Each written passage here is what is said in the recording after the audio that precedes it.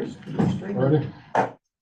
Welcome to the March 13th, 2024 Fluvanna County Board of Supervisors budget work session.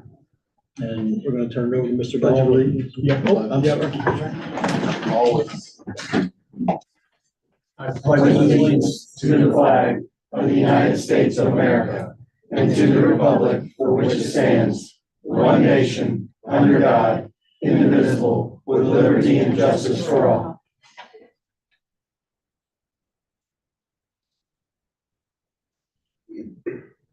Amen.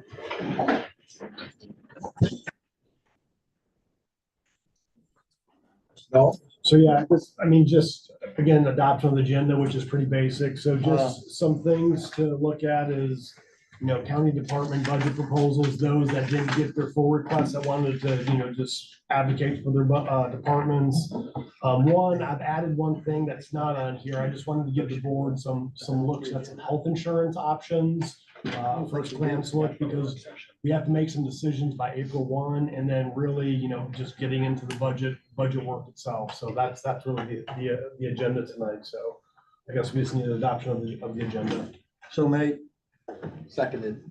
Motion made by Mr. Sheridan, second by Mr. Hodge. All in favor, say aye. Aye. Chair votes aye. Passes 4-0. 1. 4-0-1. 4-0. Oh, comes in here. I have an extra pen. Just glad I remembered marking that. Yeah. Hey, I want that back. I already stole one. Click on this here. So where is Mr. True? So Mr. True's right. Mr. True, why don't we have you come up first, up to the hot seat right there. Click on the Mirandizer. Raise your right hand. Swear to tell the truth. Yeah, that's Nothing right. but the truth. So help you God. I do. So No, you're good. I picked it up and I was like, why do I have to? And I realized Jim, just when you want us to proceed to the next slide. just let us know. Okay. Yeah, that's an inferior pen. Thank you, appreciate it. Throw it at you, Kevin, that's not the Okay, so Mr. True's got a budget presentation, as you know. He had requested to do a change, adding a third station for Kent's store. And I'll let Mr. True kind of go over what the proposal is. Again, that was not. And before he goes through that, I'll ask one question. Right now, with everything that's in your budget, we're plus 17,000, correct? Teresa, can you give me one of those sheets, please, so I can see it? Yeah, it's just, That's it's right. in black, so that's plus, right? Yeah, and what we'll do after we go through that, I'll kind of tell you what changes we have thus far, because there are a few changes that we have. We have some additional revenues, some minor revenues, and there are a few corrections that we need to make some adjustments for, and then we can start plopping some things into the expense column, because there's some things we do know for sure, but I wanted you at least to see what's here first, and then we'll start adding some things in as we go. I apologize, I just wanted to make sure where we were. Oh, yeah, thank you. Mr. True, when you need Ms. Melton to go to the next slide, just let her know. Gentlemen on the board. So I'm coming asking for staffing for the Kent Store EMS station at this particular moment in time. As you can see with the presentation, our current response times from Station 1 to Kent Store are going to be greater than 15 minutes. We're also seeing a significant growth in the population requesting EMS per the communication center of about 18% per year on average of the last 3 years. We are, as would be expected, we're assisting Lake Monticello in keeping the county covered at all times, with the last 3 months averaging 15 times per month assisting Lake Monticello with our current ALS unit, and 30 times per month assisting them with a second due. And that is a second due call only. That does not include if we are initially dispatched into their area. That would be, they have been dispatched, their unit is currently tied up, they're requesting a second unit. It doesn't also recruit any third due into their area as well. So if they should have 3 stacked calls, that's not included in that number. The proposed staffing model that I'm asking for is what's presented. It's a Sunday through Saturday environment. When you can see there that we would have 2 shifts staffed in the environment, an A shift and a B shift. The shift itself would be, and of course, the shift would be a peak load. And the reason I opted for a peak load is when I went back and I had the communication center actually pull call volumes over the course of the last year and over the class of the last 3 months. What we discovered is that on our biggest volumes and requests for service are actually running from 7 o'clock in the morning until 9 o'clock at night. So, and I was a little surprised by that considering the size of the bedroom community at Lake Monticello. But the biggest call volumes and the largest call request is Tuesday at 11 a.m. So I was like, okay, this is odd. But I feel like going to a peak load to start the service into rotation would be a better use of resources than putting in a 24/7 truck up there. Shift. Your first shift, which would be your first week, you're talking 2 to 3 personnel based on 144 hours. The second shift would be 108. You can see the second week. Total monthly staffing would be at 504 hours. And the second is the yearly staffing at 6,048 hours. Ms. Belton, just go back to the previous chart with me.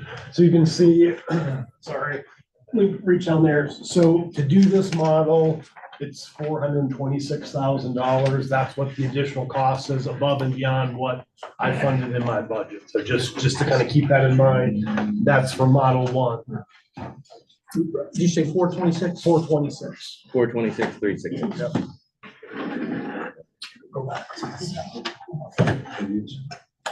Sorry. Everybody. And it's 3 total? I'm sorry. Was it, you said that's all 3 person, or how many? So it would be an ambulance staffing with an EMT, AEMT configuration similar to what we have now, and then a secondary person with an ALS person to assist throughout the rest of the county as well as Kent Store. So the ask on Model 1 is a 6-person ask. For Kent Store. Right. For Kent Store. So it's essentially staffing Station 3, which is what we currently have. Now, it would not be essentially only for Kent Store. It would be the type of an environment that if 1 and 2 are out, it would be a system status management, moving the Kent Store down to include staffing throughout the current area to assist with call volumes across the board. But its primary location would be the Kent Store response area. But if Palmyra got a call and then a second call came in the same area, they might be the squad that would go right. The second model is the same time frame with an 8 to 8. It does reduce the actual staffing requirements to a 4-person ask, which would be a EMT, AEMT, and an ALS provider as well. And that budgetary ask is 294,000. And what was the Model 1 again? 426. 426, 6 people.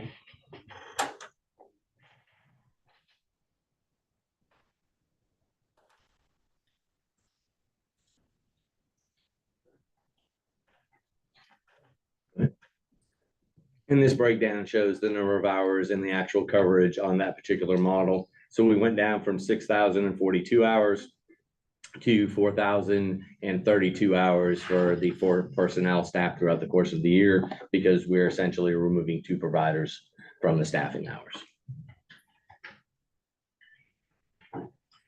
So as you can see, current times running out of Station 1, coming from the Palmyra, which is located at 90 Rescue Lane, to different locations within the Kent Store response area. The post office, for example, is 17 minutes. I picked a few other random locations up in that general response area. And then the second column is the presentation with responding directly out of Station 3 to those same areas in regards to how long it takes to get us there.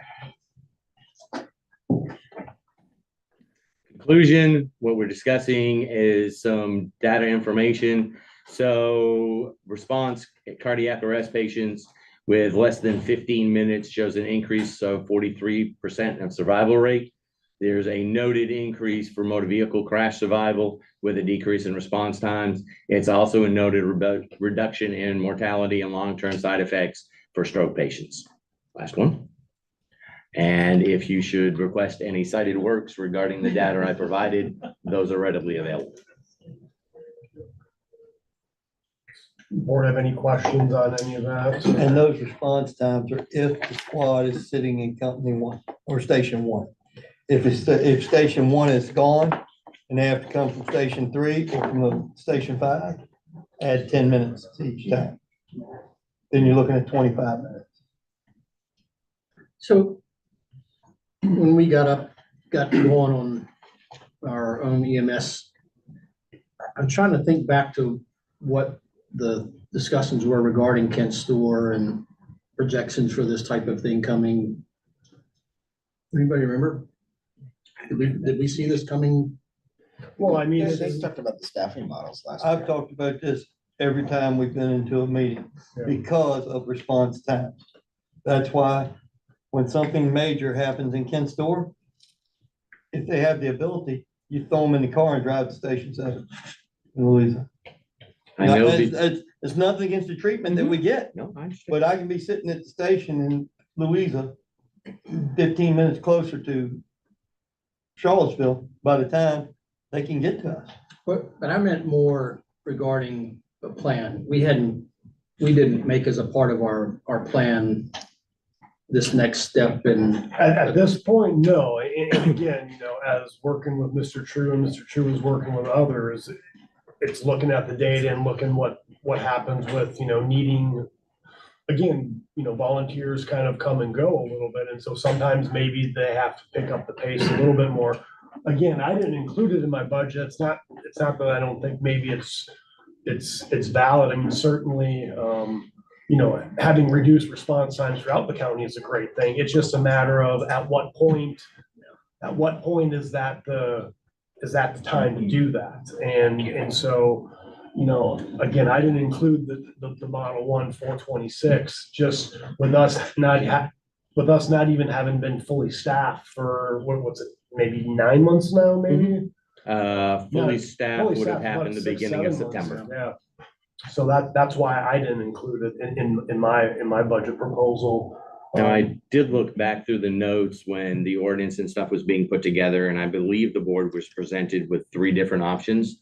I do not, however, recall whether a third ambulance, it was 1 ambulance for staffing, a 2nd ambulance for staffing, and I thought the third option presented was to have 3 I seem to transfers. recall 3 ambulances. Yeah. 3 ambulances, and the board at the time chose the 2 ambulance model.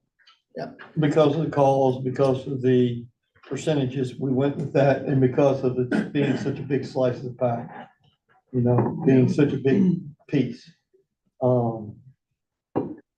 I just tell you right now, it's a matter of time before we're going to have help on the fire side during the day. We all work.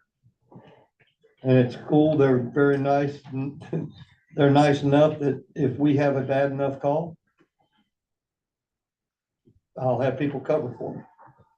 But, I mean, I turned 60 in October. So it's not like we're sitting here running it with young people. We are going to have to, I know one of the things that they talked about was hiring part-time people that had fire and EMS. I know that's one of the things that some of the people at the firehouse have talked about. Just so we can have daytime coverage. And there is discussion as of right now within the fire rescue, the FRA, about, we put together a subcommittee to proceed with exactly that look in regarding to putting paid personnel or cross-trained personnel in firehouses. The subcommittee consists of Mr. Pull and myself, Dan, and then Richie Constantino out of Station 5.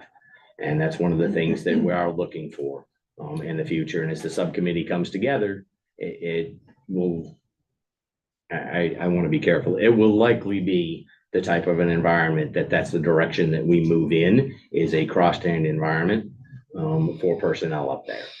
And it's not uncommon, and I currently have on staff personnel that are currently cross-trained for fire and EMS. And that's one of the desired parts of our current application process, is coming in with Fire 1 and Fire 2.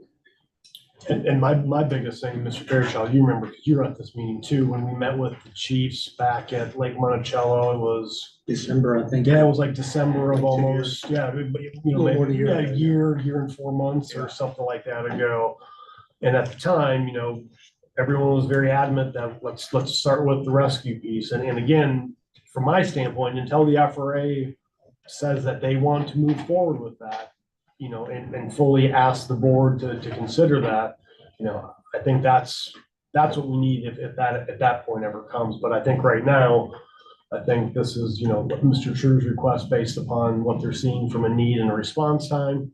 But again, both of those models were not included in my budget request or my budget proposal. Now, would it be, if we're looking for a cross-trained in the future, would it be not moving forward too quickly to put purely EMS in there, when maybe the cross-trained is sounds like I'm hearing y'all say maybe that's the way to go, or that's what's being considered in the. It's discussed and being considered in a subcommittee of putting cross-trained personnel in there. At this point, we're still in a subcommittee regarding that. This being the fiscal year for 2025, is there a possibility that I come back in 2.5 months and say that we want to change this job classification to a cross-trained personnel? There's a likelihood that could very well happen. I know that there is some support among some of the local chiefs in regarding to following that particular model. Essentially, moving the process forward. Again, there's a strong possibility that we come back and say, hey, this is where we're at. This is the accepted recommendation from the FRA. And we would like to change this position title to a cross-trained person. And as far as the rescue only goes, we did that because that was out of necessity. We knew the contract was ending and we had to go. Yeah. We had to have something. They basically told us they weren't gonna be there anymore. Yeah. So we had to do rescue only to begin with, and I don't know, I can't remember the exact date or timeline I said, but I said, guys, we've got to do this. This is a no-brainer. We got to do it. But we better be ready to start helping at some of the volunteer stations. Now, we got about firefighter 1 going on with about, how many are in there? 18, and 5 of them are Ken Store. Young people from Ken Store, 4 young ones and one 35-year professional fireman who's there with his son. But I mean, thank God he's there. So, I mean, we're constantly trying to add people, but we just saw the response times. I've said this 100 times in here. 25 minutes is long freaking time. Do we cover accidents on 64 from that station? We do. We are now first due with Ferncliff to Zion's Crossroads. And we don't get out there all the time. And sometimes we go out there and we're just blocking, but you know, still that's something that's got to be done to keep people safe. So anyway. And is there a disadvantage to going with the model that has changing models, you know, down the road? Is there any disadvantage to that? Let's say we started with the No, sir. 274 model and then moved to the 400 model. No, sir. I mean, the only thing, I mean, right now, when we're hiring people, I mean, you're hiring people, some of them already have the firefighter certifications, firefighter 1 certification. So, I mean, you potentially have that in place. You know, obviously there would be a change in job descriptions, there'd be a change in pay in kind of, if the board and the county adopted that. And certainly too, I mean, before you even got to that point, there's all sorts of ordinances that would have to be revised. Again, we went through this before. The FRA didn't want us to move forward with the fire piece, and so we moved forward with the EMS only. So, I mean, there would be lots of ordinances and policies and things like that that would have to be completely redone to allow for that to happen. Yeah, we're still a ways from doing dual right now, because like you said, we're trying to work hand in hand with the volunteers, because without them, put another 0 on that 429,000. So would it be fair to say that this could be a half year implementation, like the later part of the year, starting in December? I mean, if you're a ways away, what's, No, we're talking about the dual enrollment. We're not talking about just rescue only. oh, gotcha. That's what I'm talking about. I got you. Rescue only, what's your highest, summertime, the highest volume? Yeah, summertime is our highest volume. And to further answer your question, the two models, the original model or model one that you saw was based off of my original request into the budget. Model two that you saw was a change that I did, realizing where we were at in the fiscal environment to be more fiscally responsible. Oh, I In thought regards Eric to- had said that neither model was in the budget. So model Oh, one, No, neither one of those are in my budget proposal there, no. Yeah, model one or model two, I did not fund in my budget proposal. okay, So model one was my original request. I see. And then looking back at it, running numbers, trying to get more in line with fiscal responsibility is when I moved over to model two. Quick question, how often are both county squads out for the building? We're going, and no units available. Yeah. Essentially for the county, probably 3 to 4 times a week. So that would just be an additional squad. They wouldn't just stay in Kent's Store, and that's what he's talking about, to reduce response time. If station one and station two are out, 3 moves to 1 to become more center in the county. And the system When they staff- get back, they go back. And is there a difference in response times between model one and model two? I assume there is. No, they're all both staged out of station 3. Personnel, it'll be differences in personnel. Instead of having 3 people on this squad, you'll have 2. Well, you'd have 2 people on the squad and then 1 ALS. One ALS, correct. One ALS, yeah. So the ALS is the. The SUV. It would be purchasing another chase car. So I've spoken with Mr. Pullen out at Station Chief 30, and he has offered one of his vehicles that he currently has in service to upgrade it The to chief's ALS. car that we agreed to replace. I think that's the chief's car would be the extra ALS car. I remember he said something to me the other day. We had 3 fire calls in the wind. But as far as the staffing, will you say with detail, as far as the staffing between model one, model two, what is the difference in the staffing? Again, I know you Can you go can, back to model 6 one, please? people versus 4 people. but I mean, the positions, not quantity. Well, you'd but- have 1 ALS and an additional extra truck. So in model one, you have an AEMT or an EMT and AEMT. So essentially that is the staffing model that we currently have in place. Each one of our units are running EMT, AEMT type of an environment with 2 providers on it. We have what is classified as ALS one, which is our quick response vehicle, which is our ALS provider. We've moved to that model in board discussions to allow a more county-wide response for that particular provider. So essentially, you've got 1 ambulance and 1 ALS provider, again, taking the ALS provider and putting them more mobile to be able to respond to different areas and better access the county, better back up to our current units that are in place, better back up into Lake Monticello. So that is essentially what model one, you've got 1 ambulance and 1 quick response vehicle, if you will.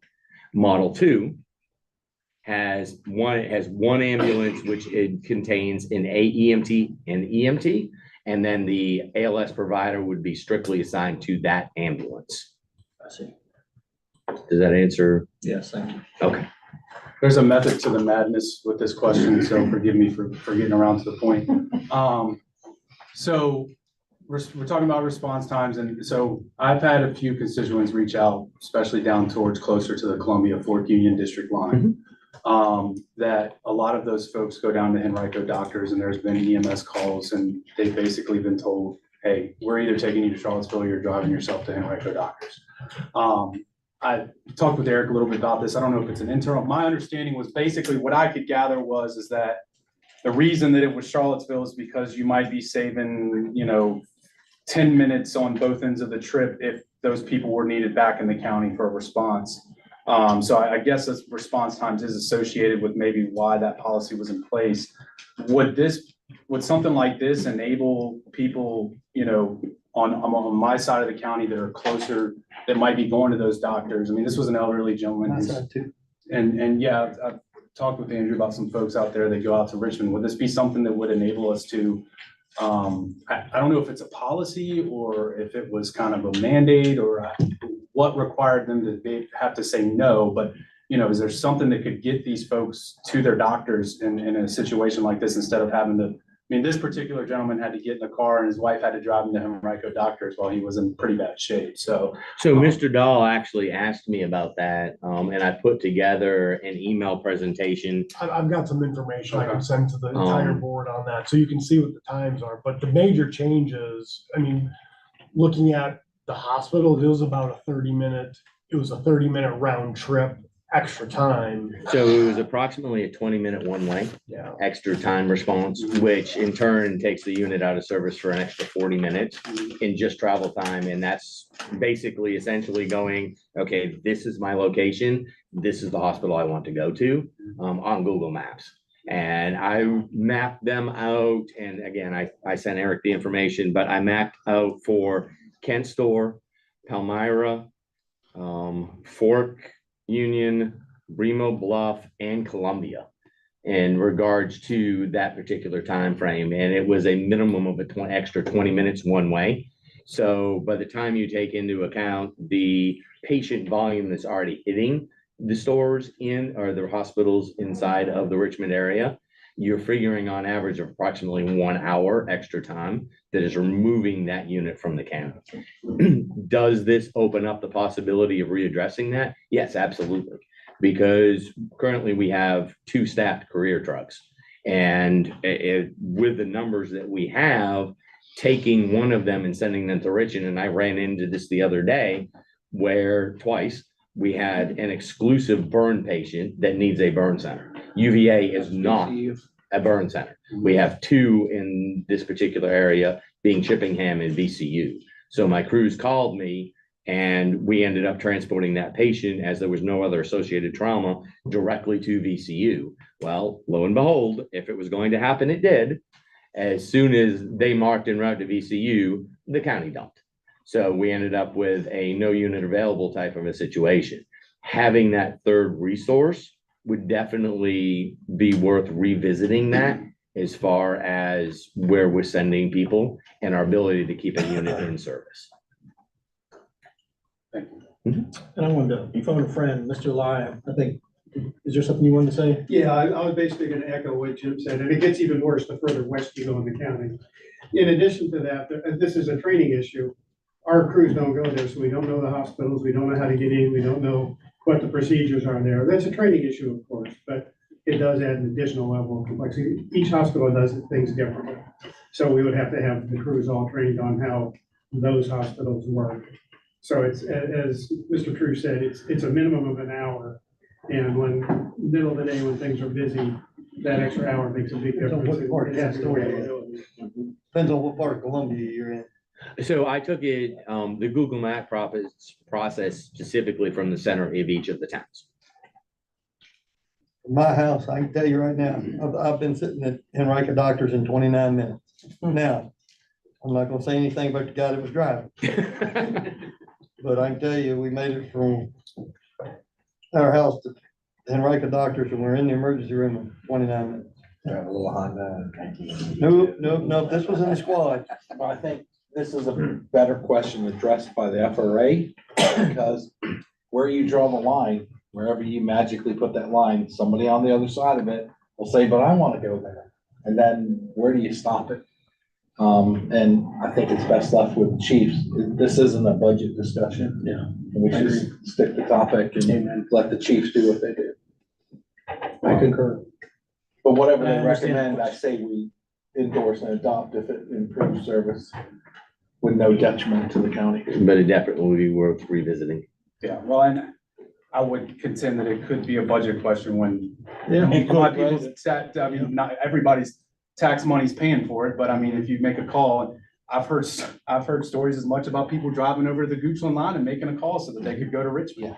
And so, when you live in Rivanna Woods and you're 40 minutes at most away from your doctor, and that's where you want to go, and somewhere else is far away, you feel like your tax dollars are kind of laughing at you there. And that's no slight No, at you all. I none completely taken. understand it. But as far as it being a budget question, I mean, we're talking tax dollars, I think it is a budget. So that said, if it's an emergency, getting them to the hospital for definitive care is more important than going to the doctor. Right. Yeah. And we even get that question asked in the like. Yeah. Can I go to Richmond? The prison one tries to do that all the time, and they're even further away. So that was, for Mr. True's budget, those were kind of the major differences. It's between what I funded and what he is requesting. Again, from his initial request, Model 2 is kind of a reduced request to the Model 1. And any further questions on that? If not, I think we can move on to the next one. I think I've got a couple department heads that didn't get a chance to advocate for their budgets for some things that maybe I did not include. So close escape. Go up to the top link.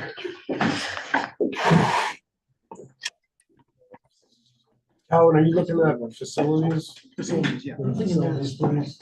Diane, you saw that? Zero colas, aren't they? Yeah. What do you need? Water.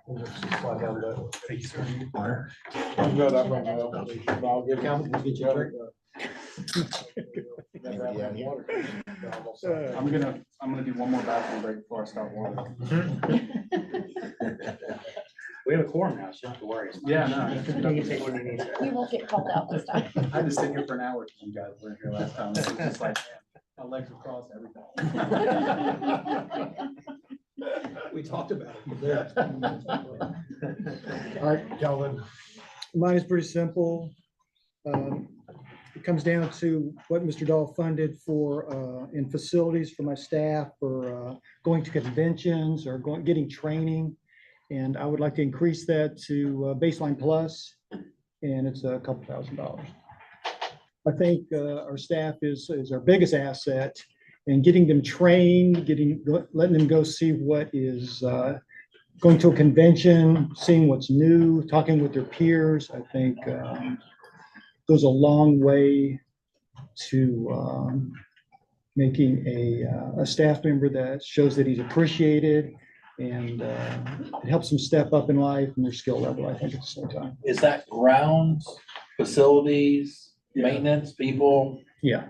Yeah, and so it's right here. So he requested the 3,000 and the 28 for subsistence and lodging, convention, education.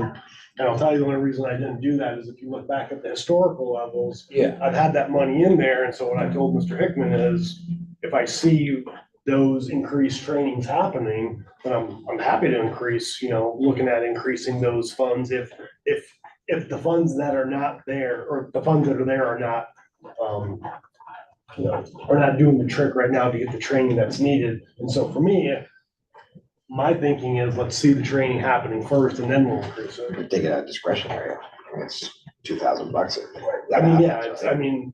Yes, but let's get them from the existing budget. Let's get them up to that level first, and then we can talk about increasing it. That was The my, reason I asked the question, I see in the expenditure detail, it says equipment classes. And I was wondering if that was like operating the chipper, so that'd be a grounds item. Or Yeah, was it? exactly. It can be for any of the staff Okay. that go. And I'm meeting next week with training personnel to set up classes for them. So it's just been a matter of time and scheduling for us to get the guys scheduled for different events. So I see this year as a year to do that. And I just wanted the funding there for those guys. And I know it's basically what you're just responding to, but how come, if we got it in the budget, how come they weren't doing that at the beginning of this budget year? This past year? Yeah. Just scheduling, personnel, situations. Okay. Planning. But I mean, if you spent $143 last year and you got 4,000 in there now, does the other 2,000 make a difference? Well, we'd send them as a unit, and it would be, it pretty much eat up the whole budget once I send them to one thing. And I was looking to send them to a couple things and plan for it through the year with staff to be able to accomplish that. And especially I was going to set it up with the crew, the people I'm going to meet, the company I'm going to meet is TRC this coming week. They've got training courses they can set up for us. I was going to initiate it, get them set up. it's still not too late for this year to do that.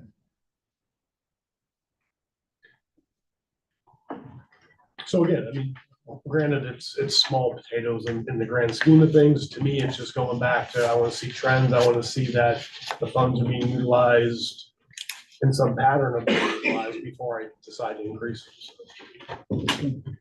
So. Thank you, Kevin. And Aaron, did you have anything? Just the one thing, the shed, Okay. I think that's the only thing. Go through this budget. Scroll down to site improvements, I think, or right down that area. Yeah, I do that. I have a few of them. People give me crap. People give me crap for it. That's what it is. It's down in site improvement, all the way at the bottom. It's about right there. Shed for PG. It's just a shed to put my equipment in that I've asked to purchase that was approved in the budget. Then we're running out of room at the park to put stuff. I have a picture of the shed somewhere. So I don't know, I sent them somewhere. It's a shed, it's a white shed to put equipment in. 2 mowers and a 4-wheeler, something like that in. Architectural details. Nope. White plain shed Structural integrity. with a rock bottom. Does it have a rural aspect to it? Yeah, no, it's in the back. I know, right? It's not in historic acres. It looks Are like we the sure we farm, want the white paint? it looks like the Farm Heritage Museum. We can, Yeah, we maybe. should match the Farm Heritage Museum. I'll get you a color. green one. I can find you a green one. Again, and nothing against Aaron or his request. It was just, again, I funded a lot of things and just trying to be, So something like this, you would think that there's, obviously this is below capital improvements, right? Traditionally, are we putting these and then removing them from the budget line? I know the answer is yes, that we are, but kind of it almost makes sense, like, why don't we have a entirely separate line item for these kinds of things rather than, particular department head line item that is a one-time line item. Does that make sense? Shouldn't we almost have like a, N for the copier or for the shed, here's $15,000, it's just a. those items have generally fallen under each individual, budget request. We could certainly do whatever. Again, if I funded everything that everyone wants in their budget every year, it would be a tough budget year. So, I'm trying to balance out. And two, when I met with Mr. Spitzer too, again, it's what are your priorities, and let me see what I can fund up to your priorities up to a certain point, and that's. Again, I'm trying to stay within the budget, and if the tax rate wasn't an issue, we could fund a lot more, but there are constraints, so. Where's this stuff currently being housed? It's not, because I'm buying 2 pieces of equipment up there and another mower this year. So I'm actually getting 3 more pieces of equipment. So I will have to figure out where to put it. I don't know. I'll make room. We're in the maintenance shed. There's the maintenance shed. Yeah, but it's full. That's the problem. We're already full with 3 mowers, a gator, 2 4-wheelers. The drag sits in the back, so it's not even in something, it's just sitting in the back. The tractor sits in the back under something, but it's not in something. So that's the problem. We just don't have anything to put in something. So it's exposed to the public when it's like that. And they've stole our drag before. Or screen drag. Not the nail drag, but the screen drag. They've taken batteries off of mowers before. So it happens. That's all gonna get fenced in now, right? Nope. It's in the back where I put the gate. Yeah. So I tried to put a gate to keep people from being able to drive back there to do that kind of stuff. So they actually have to pick it up and carry it out. It still gets done. They'll just use a tractor to drag everything out. To the corner, to the gate. So I don't know. That's some issues we've had. So again, that's the biggest request. The biggest request there. Okay. Anything else? And what are the mowers you're buying? Kubotas. I already have. Zero turns. Yes. It'll be 1 0 turn, and then I'm buying a fence. It's like a bush hog you pull behind a four-wheeler that hooks fence posts. That's so we don't have to weed eat manually, so we can do all the fence posts. Just get on a four-wheeler and ride, and it hooks fence posts. So it weed eats the fence posts and under. It'd be one of those, and then I think I'm asking for walk behind bush hog to do trail maintenance and stuff like that. So I'll have to house those two things. And the one thing's, I mean, it's almost as big as this table when you get down to it. It's wide and has a motor on it and a PTO and pulls behind a four-wheeler. What's a PTO? Power trans something where you PTO, where you pull like and it starts the blade. You pull the mower up and it starts the It's the blade. back attachment to like a tractor. Gotcha. He grew up in Northern Virginia. Like when you have a lawnmower, you pull the thing that starts the blade, that's the PTO, the power. I don't know what it stands for. There you go, or something. Anything else, Aaron? I don't think so. Thank you.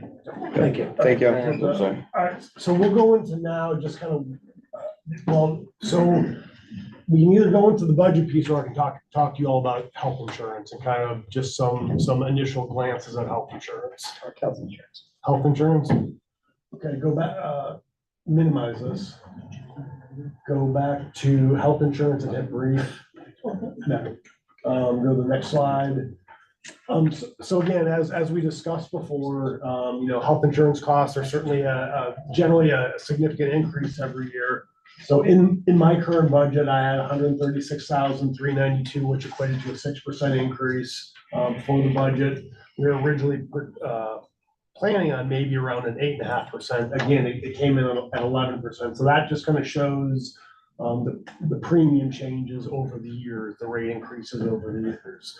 So, it's the last 3 fiscal years, once we moved to Anthem, when we moved to Anthem, you can see we had a 21% decrease in our premiums, which was great. We've had some, I would say moderate increases the last 3-4 years. But this year we're looking at 11%. Next slide, please. So the board asked just to hear a couple different options. And again, these are just preliminary. And again, just kind of showing you the same stuff as last year. So there's really 5 different option plans here. And again, these can be retweaked. The one thing that Ms. Snow will say is, Donna, we need something decided by April 1st, correct? Yes. Okay, so option 1, again, and I'm just showing some of the extremes here. So option 1 is the county pays the same amount. Basically, that means is the county does not want to pay any more for health insurance increases for employees in this fiscal year. And that's just showing the absolute extreme of that. So again, the county would have what the county pays would be a $0 increase. So in my budget right now, I have 136,000. So you could decrease the budget 136,000 if you wanted to say all employees will pay for all the increases. Now I've got charts that'll show you what that looks like, and it's pretty steep. Option 2 is the employee pays the same amount. So basically what that means is the county picks up the entire 11% increase. So the total 11% increase is 273,000. Right now in my budget, I have 136. So you would need to increase the current budget by 137,000 if the board wanted to cover all of the increase. Option 3, and these are the same kind of options we've provided before. Option 3 is the county pays the same percentage on premiums that they're paying right now for the different plans. What that would equate to is a $208,000 county increase. So right now in the budget, as I said, I have 136,000. So we would have to increase the budget by 74,000 to do that. Option 4 is kind of determining a flat amount per tier. So we're going to pay X amount for single, X amount for dual, X amount for family plans. And so under that, and again, I just have some standard amounts in there, trying to look at not showing any significant increases. I mean, although some of them, someone may say they're significant. Again, so that would equate to a $210,000 county increase. And again, and so obviously those are off a little bit. I think that should be a little less than that, but it's roughly around a $70,000 increase. And then option 5 is just kind of revised percentages. And again, for that one, it's a $204,000 county increase for 68K. So kind of some of these amounts, where I came from with those, I know we talked last time, the board was talking about, well, maybe we want to fund a 9 to 10% of the increase. So some of these amounts really kind of fall into that 9 to 10%, but again, we can do something different. Based upon these options, I would probably lean to option 5, unless the board wanted to say, we want to pay the whole thing. But out of some of if the county is saying we don't want to fund the whole thing, I would probably lean to the option 5. So go to the next slide, please. So again, this is just the option 1, again, where we said employees pick up the full increase. So if you look at this, and for the board members that are new here, so this is current Anthem where we are now, and I can send this to you too if you want, and it just kind of shows what so it shows a different plan, single and the different plans in each plan, how many participants we have, what the premium is, what the county pays, what the employee pays. Again, the county pays for an HSA for employees that are on a high deductible health plan. And then it shows the percentage that the county pays of each one of those plans. And then, so then option 1 is basically kind of what the plan is. So this one, again, the county pays the same amount. So this puts all the burden on employees. So you can see what the difference is per month per employee. So from on single plans going anywhere from $60 to $84, where if you're on a family plan, it can go down to $227 a month increase. Again, that's if the county wants employees to cover the full increase. So that's option 1. One thing with this though, just I need to point out one thing. So I have that yellow star up there.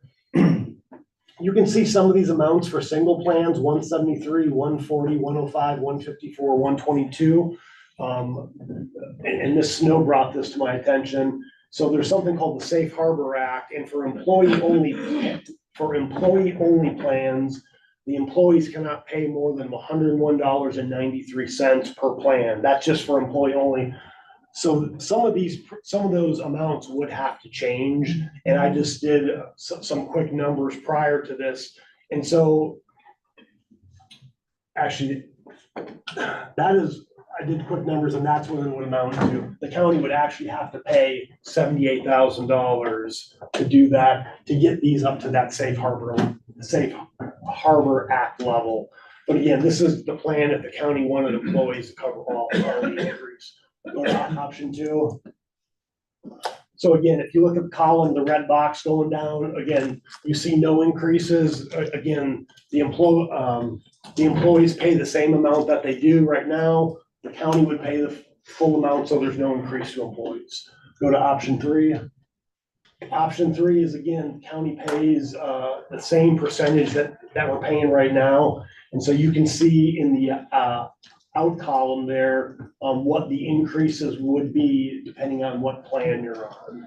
And so again, from employee only plans, from $1 increase to $12, on dual plans from $12 to $50, and on a family plan from $13 to $70. And again, it's based upon what type of plan you would select. So again, that would be a $208,000 increase, but we would need to increase the budget by $74K over what we have right now. Go to option 4. Again, option 4 is if you just said we want to pay a flat amount for every tier. So right there, when you add the HSA into those amounts, we're trying to get to basically $750 we would pay for an employee only plan. Around $1,175 you would pay for a dual plan, and then $1,675 you would pay for a family plan. So you can see what the amounts are if you did a flat amount. You can see there are some individuals on high deductible health plans that would see a slight decrease if you wanted to keep everything consistent within each one of those tiers. Go to option 5. And then option 5, again, is just tweaking some of the percentages. I will say, when you look at localities, and what other localities do, they're all over the map a little bit. We have some localities that pay near kind of what we do for different plans. You have some localities that, or I guess if you want to say the schools that, that charge higher amounts to their employees for family and dual plans. You know, looking at some, we're a little bit lower, but you know, it really depends on where the board wants to go with this. So you can see the increases and a few decreases and increases in that column on that. But go back to the very beginning slide 1, or actually slide 2. Nope, go one more. So yeah, nope, go back. Nope, other way. One more. There we go. Struggle busting over there. You said it's like 2. So again, really, I think from the board standpoint, determining what do you want to fund? I mean, what do you value and what do you think where we should be with employees? And again, really those numbers right there, that's what the effect is to the budget right now. County pays the same amount. Well, the 136 I put in there, you can get rid of that and you have savings, and then the employees have to eat the whole bit. You know, obviously the employees pay the same amount. Well, the county picks up all that increase. So yeah, you know, basically double what I have in there right now, or some variation in between. So really at this point, you know, after this, we can kind of get into the budget sheet and kind of see where things are. But that's just kind of a high level overview of some different plans, and happy to hear any direction from the board on this. Because again, really probably by the next meeting or two, so either by March 20th, or if we have a budget work session on March 27th, we would have to have an absolute decision from the board at that point, because Ms. Snow has to let Anthem, the local choice, know what the board approved for a contribution schedule. And obviously the contribution schedule will depend upon what the board selects here. We'll hopefully have something figured out by then. Yeah. We have to set max tax rate. Yes, and we have to set the max tax rate at the next board meeting too. The absolute has. Yes. Yes. I mean, it's not the tax rate itself. Newbie question. Sure. Does this include the staff at the sheriff's office Oh, yeah. and social services? Yeah. All right, quick question. Budget changes. So, because basically the reason I asked you this question, starting off where we were at 17,000. Yeah. All right, to the good. So just keep in mind, most of the changes, if you wanted to pay for something above and beyond what's there, you're either covering the full amount or it's right around $70,000.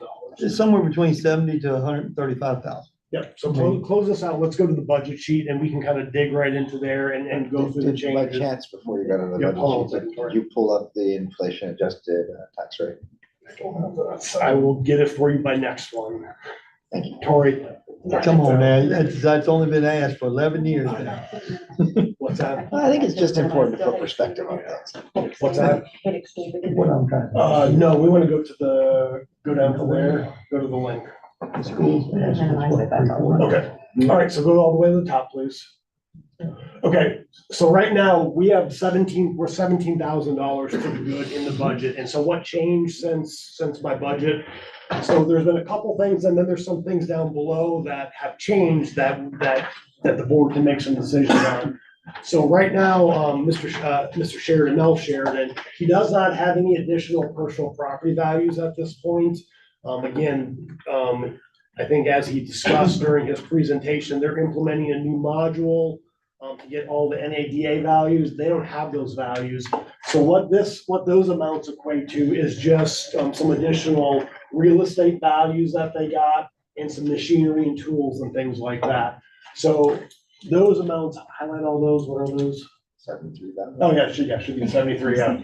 I wasn't sure if there's something else down below there. Yeah, so in what Mel provided in additional values, again, we don't have personal property.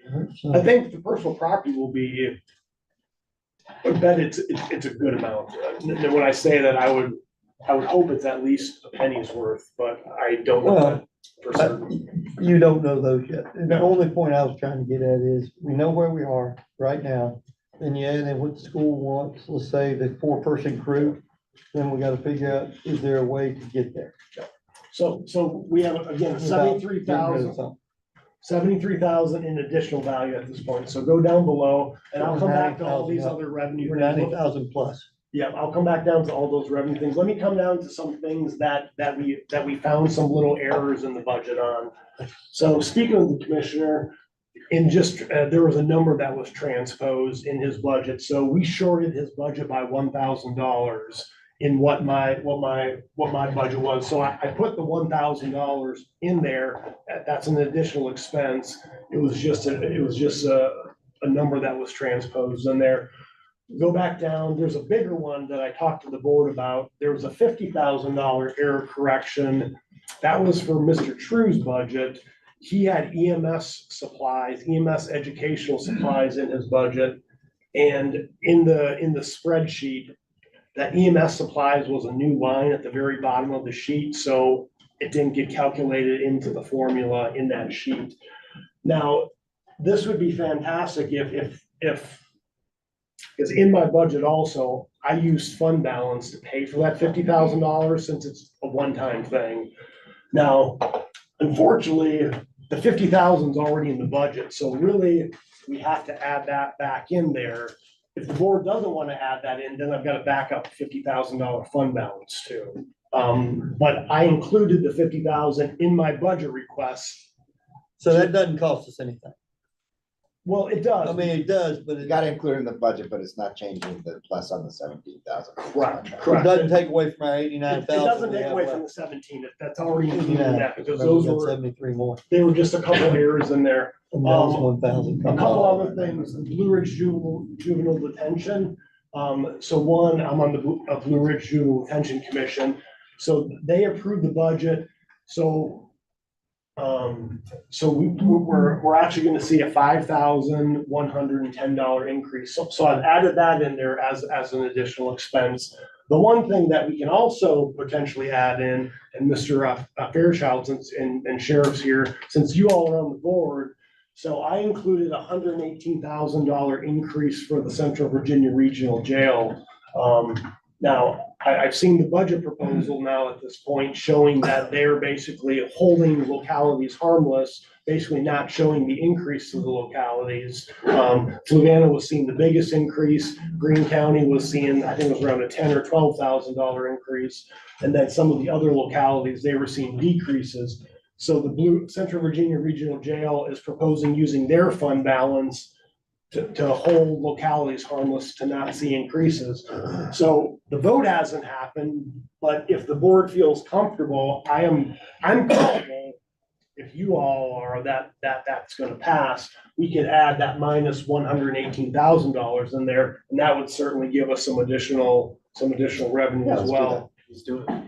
So that puts us at 202. Is that gonna be tomorrow night? You know, tomorrow. It's just under 202,000. 510 minus Counting 1. 73 from now. Everybody was. Oh, so there's an calm. There's 37 mil. No, there's an additional 73 just from real estate.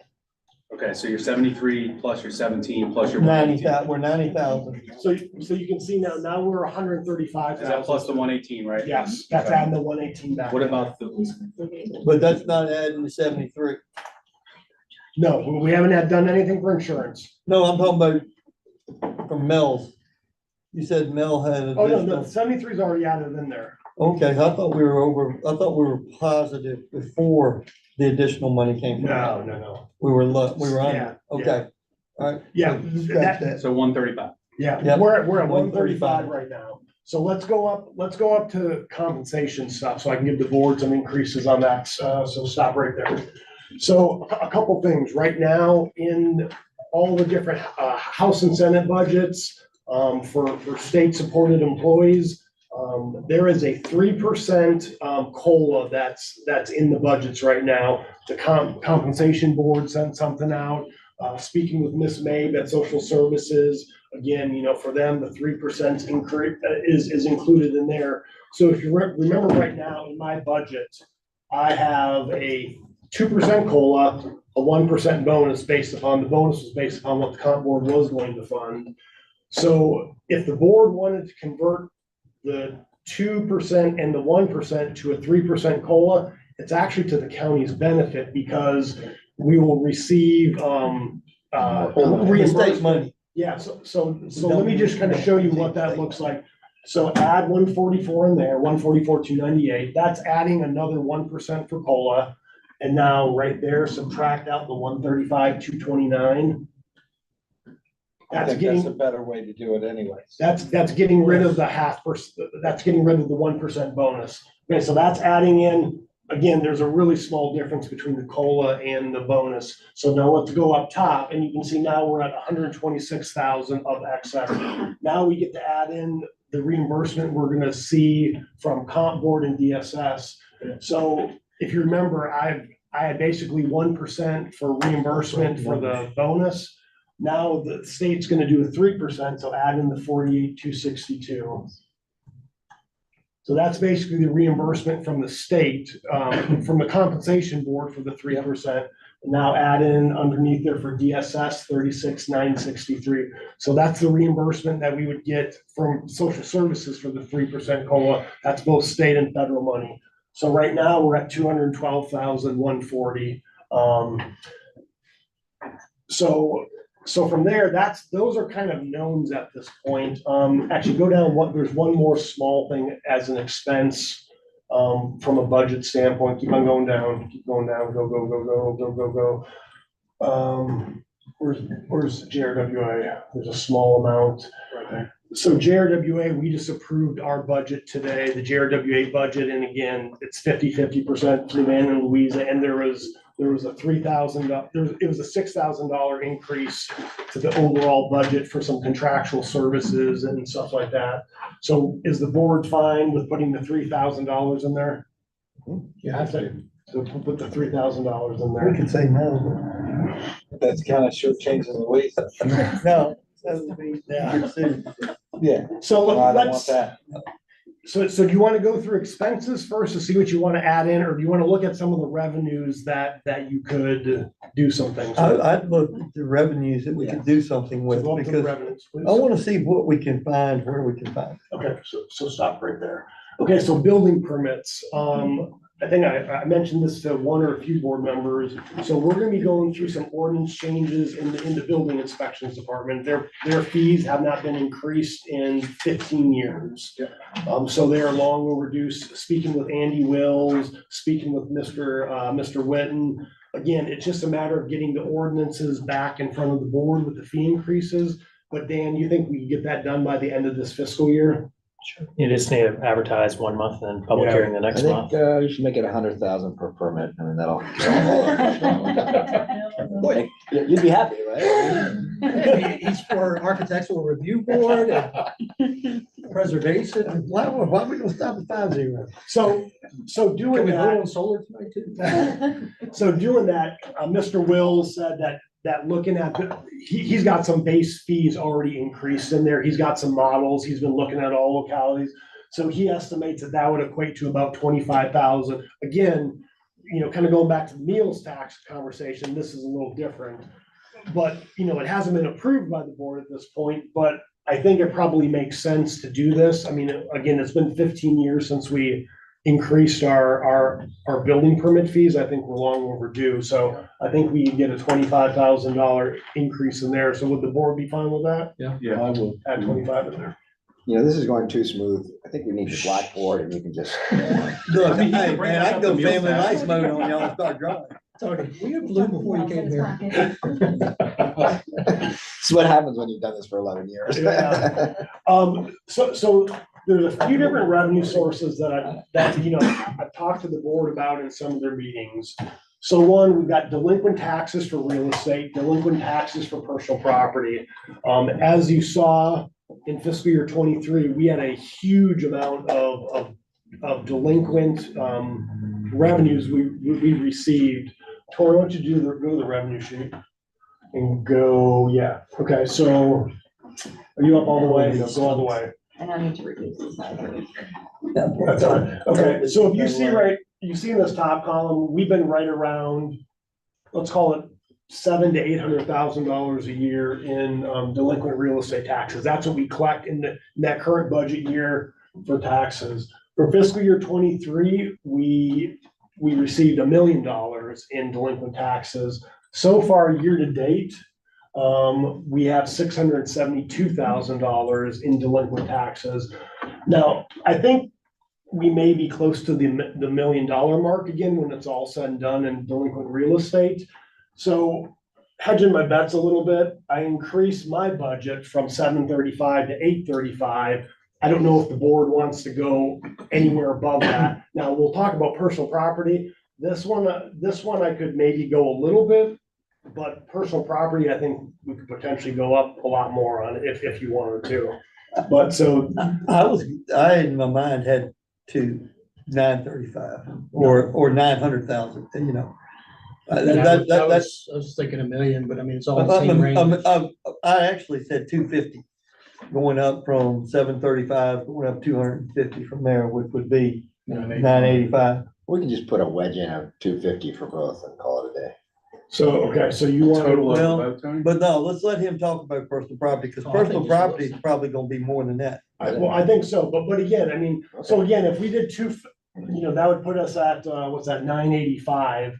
And so, we're No, creeping up to, 250 would be 1085. No, I'm going off to 735. Oh, 735. Yeah, off of, well, yeah, so if we went 250 above what I recommend. he's already added 100. That's what Yeah, I'm saying. I think that would be a little bit of push. a, that would be a Yeah. push. We just add another 150 to the 835. Okay, Have you spoken to the treasurer about that or not? so I will tell you what she said, and we've had this in our constitutional officers meeting. I know her and Mel were a little concerned about with her, and this is nothing, no dig, with her being newer, just kind of seeing how the department goes and before doing any big changes. Now, I did tell them that I was increasing my revenues by $100,000 at the time. Just because just looking at the data, I mean, I think the 835 is no different than where we've been, with the exception of just a little bit of an increase. Now, granted, 23, we're at $1 million. I think fiscal year 24, we're gonna probably be at $1 million too. What's your, you're up to date, is that, I can't read that. number. 607. No, but is that through February? That's through February. Okay, so you still got got any idea March, what- April, May, June. A third of the year. Yeah, you got 2/3 of the year, you got So if 600,000. that remained consistent, if you took the percentage, what would that number be? Half End of on June? to the- Right at 985 to $1 million. I think that's gonna put us right around $1 million in delinquent revenues for the current fiscal year. And so I don't know if I would wanna, I think we could probably increase this a little bit. I don't know if I would wanna go so tight right up to the $1 million mark, but I mean, like I said, but that's Make for it the 900. board. 950. I'd rather be conservative on that Yeah, number. go 950. You know, Drop 35 off of it. I'm good with that. I think, and I've met with the treasurer a couple of times, I'm pretty darn confident in what the numbers are gonna be, and we'll have 2 years of having met the $1 million mark. But I'm not losing sleep between 950. So Tori, go back to the budget balance sheet and let's add 115. Okay, go back to where we were.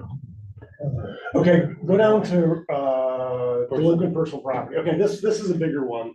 Okay, so you can see going from 19 to 22, we were anywhere between 5 to 700,000 when you look at those amounts.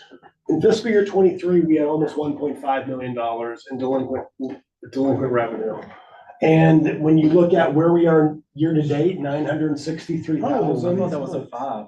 That's 963,000. We're probably gonna be close to $1.5 million You're gonna again. be one, And and so, you're at 729? so what I did originally, I increased my amount. I originally just increased both of those amount by about $100,000. But as I've been looking at more of the year-to-date revenue, and remember, as I told the board too during that, I think there's a potential that we could go a little higher up on that one, just because, again, we're seeing a big increase there.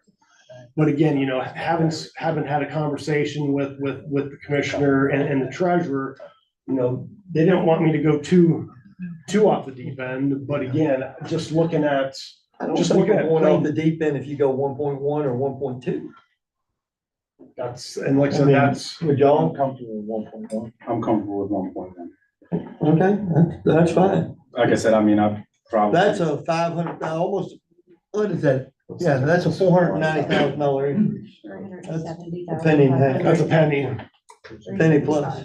Again, I think with a couple of years of history and then changes that are in effect, I have no doubt, 1.2 I have no doubt 1.2, we're gonna. is is a being safe number. conservative. Yeah. That's what I'm. Well, I think Y'all wanna go 1.2 would 1.2, be conservative, Tony.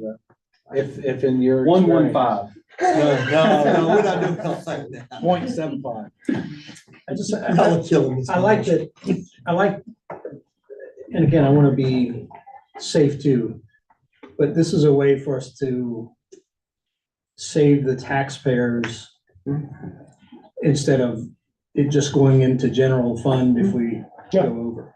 Well, I mean, we're still gonna have a chunk Yeah, to go into general fund if we go to 1.2. right. So is it, did I hear 1.1 or 1.2? I'm 1.2. 1.2? Give me one, give me two. Okay, so there we are. So right now we're 819,000 to the good. And before we go further, is this with the 340 from the? No, No, Okay. we'll get that, we'll get down. we haven't added any of the extras. Yeah. This is not with the rescue squad 294 or anything So else. so go to sales tax. Go back to revenue. Go down to sales tax. Keep going, keep going. No, keep no, going, we keep like to going. do this at the end. Oh, You gotta sweat it out a little bit. All right, so for sales tax, I mean, again, so for fiscal year 23, we were at 2.86 million for actuals. So for 24, I budgeted 2.8. I've already increased my amount by 125,000 for the current budget year. So right now, we're at, again, there's some accruals. It's based upon timing of when we get our revenue. So basically for 6 months, we're at about a million 472. So I think for the current fiscal year for 24, we're gonna probably come in close to 2.9. So I bumped up my 2.9 just a little bit. I don't know if we have as much wiggle room there. I mean, certainly we get Wawa and other things, you know, I think we'll see revenue That's true. increases, but I think until that time comes, I don't know if I would feel that comfortable going too much more above that. I But, wouldn't count that chicken until it hatches. yeah. So that's sales tax. So we're gonna talk, adding up in there. Let's go down to interest income. That's a little bit of a wild card. Keep going, keep going. Right now, that's pretty good.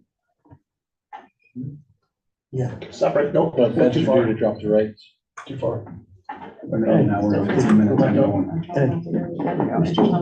Okay, right there. All right, so for fiscal, so this is a little bit of a wild card. Obviously, interest rates are gonna, fluctuate. So you can see, for 19 to 23, we've gone anywhere from 198, 141 to 44,000 to when it shows a COVID. loss. It's a loss on paper because some of those are in CDs and stuff but anyway, it was showing a loss. Fiscal year 23, we had 840,000. So normally we budget around $100,000 for interest income every year. So you can see some years we come above, some years we come below. So we did 840 in 23. So for fiscal year 24, we budgeted 100 for 6 months out of the year. Looking at a 6-month period of time, we're at about $500,000 in interest income. Get So- 6% on a CD right now, so. Well, I mean, we're getting on our Virginia investment pool, we're getting 5 to 5.5%. It was 5 when we met in Yeah. December. So kind of knowing that previously and knowing some of the fluctuations, not knowing what happens. So I ended up bumping up my revenue projection for interest from 100 to 300. But I just wanted to just kind of see if the board has any thoughts on, And we're at 500 for 6 months, for 6 months. 6 months. We gotta bump that. At 250 for that easily. I was gonna say 3. I mean, guys, we're at 500,000 in 6 months, and it ain't gonna crash that dang hard.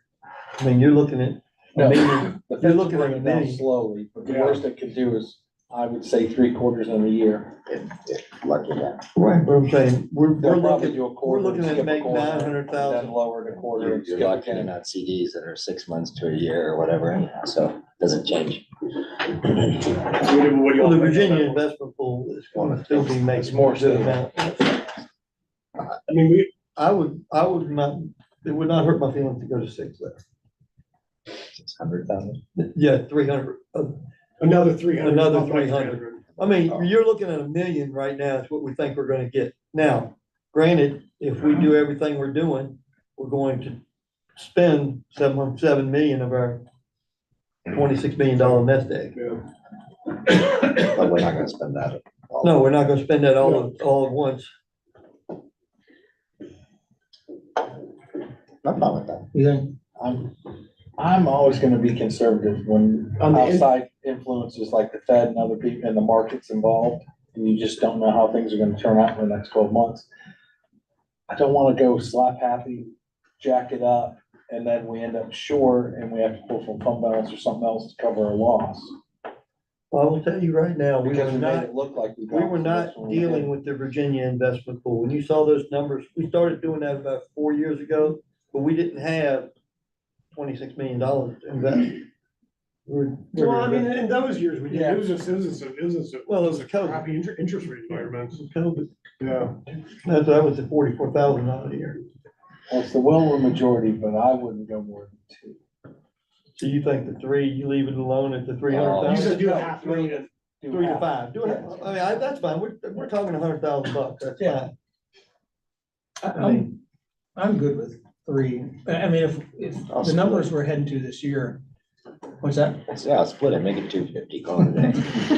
that sounds like Just one. adding tonight every time we speak. Look, at least, never mind. I'm gonna leave this alone until we're off air. Maybe he just needs the one place to stay tonight. So 253, what are we ending up at? I mean, we're gonna be. Well, he's a breaking book there. I Yeah. mean, you got 2 3s and.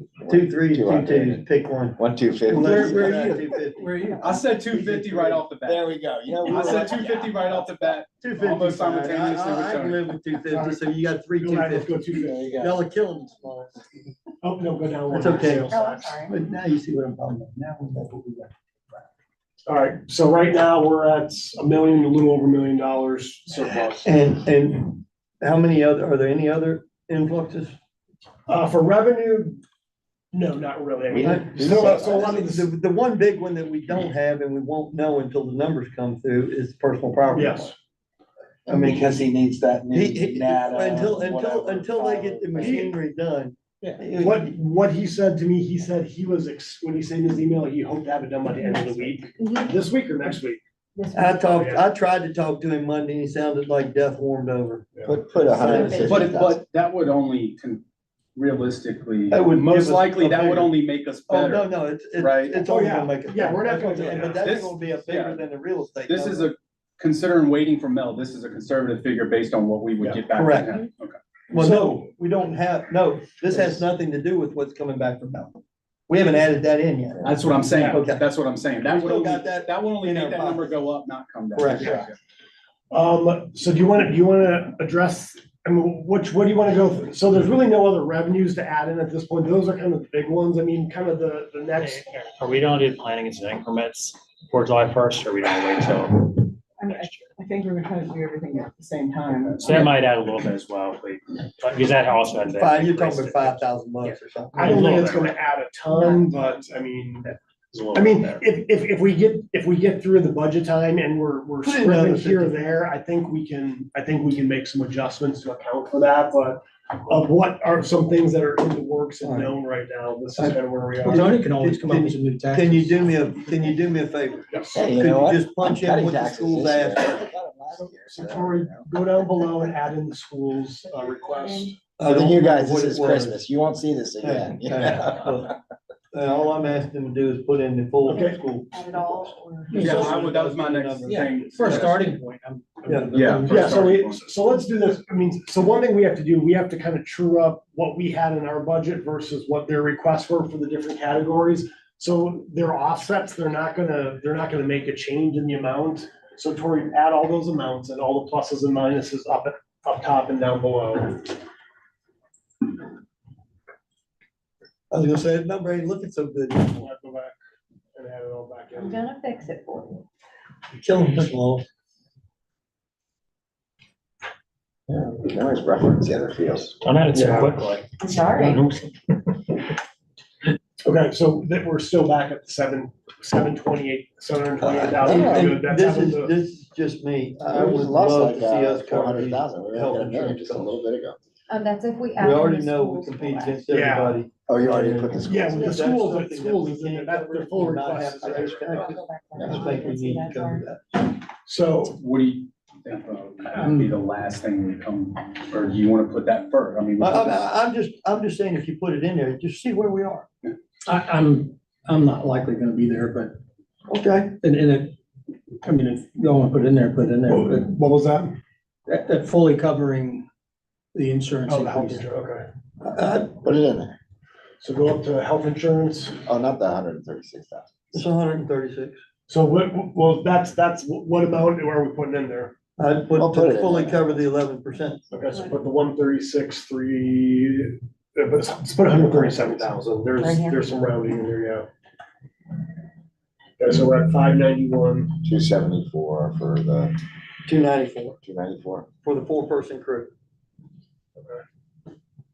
Oh, go back up here. Let's do one thing. Is this, no, go back to your budget, Tori. Oh, my budget, yes. Okay, so. The wish thing, we think that's I want to Yeah. see it. I So- can't say I'm there, but I want to see it. So one thing that we need to change, so there's been a change in the finance department. There's a position that was eliminated recently. What's that $70,000? So that's a decrease of 77,000. The one request that Ms. Melton had is she's got a part-time person in there, and so we're looking to try and increase the hours a little bit of the part-time person since we got rid of a full position, just to supplement some things, to get some things done. And so would the board be inclined to put both of She those saved in? us 77, now she's trying to take away 10,000. She's got a lot of That's nerve. small. Yeah, she's got a lot of nerve. Take it out of the commissioner. That's right. Yeah, I think that's a good move for what value you get from it.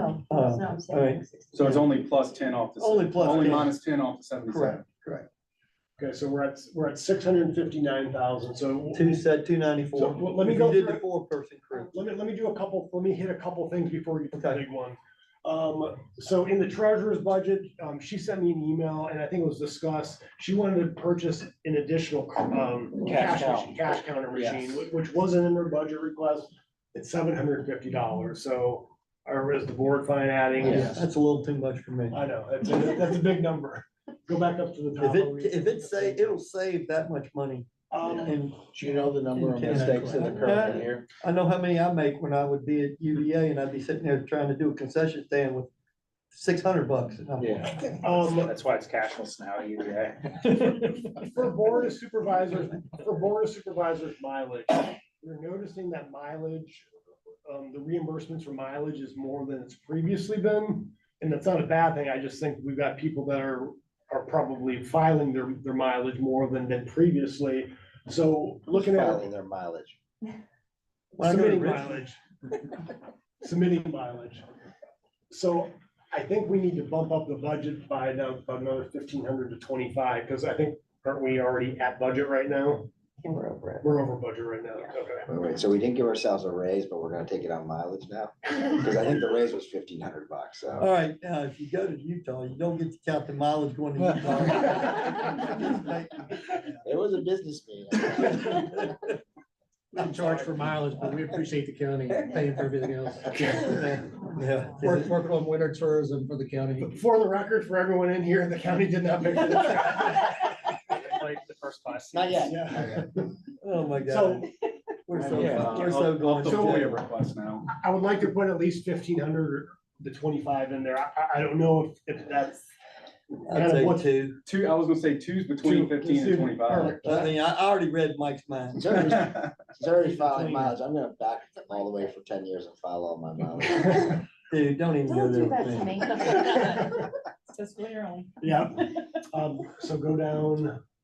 Oh, shoot, yeah, I forgot. I'm gonna show you where that form is. I mean, okay, so those are the only kind of known changes that we have. I mean, now certainly there's things in departments' budget requests that were not funded in my budget. I mean, so So you can either go through those and. Yep, let's go through them. So go on this side and go all the way up to the top. I know everybody gets it, but I just want to say that 656 isn't found cash. I mean, it's money that we will need to spend. Well, no, but we've got requests, and so we can go through those requests and decide, whether or not three members feel like that request is valid or not. The number that's there now, I got it up here on my computer so I can see better. The number that's there now, that's 656, includes the full coverage of the health, and we decided to put that in. That's the number we're It's playing with. covering the school, That's the number we're playing with on the health insurance. covering the health insurance. And we still have 300,000 that's gonna come through personal property. So go on. So right now, we could, So right now, if we scroll down. can do anything else, we could cut the tax rate. by All right, 3%. so commissioner revenue, we already fixed that 1,000, that's done. So the treasurer in her budget, again, she requested additional funding this year. Yeah. So she had a very small amount. I didn't fund the full amount. Again, kind of like Public Works, it's let's get it up to a point where the education's happening, and then we can always revisit it the next year. But again, it's $2,500, but I'm trying to. That's the total request? Yeah, here, go click on the budget. She's not here advocating for it, I say no.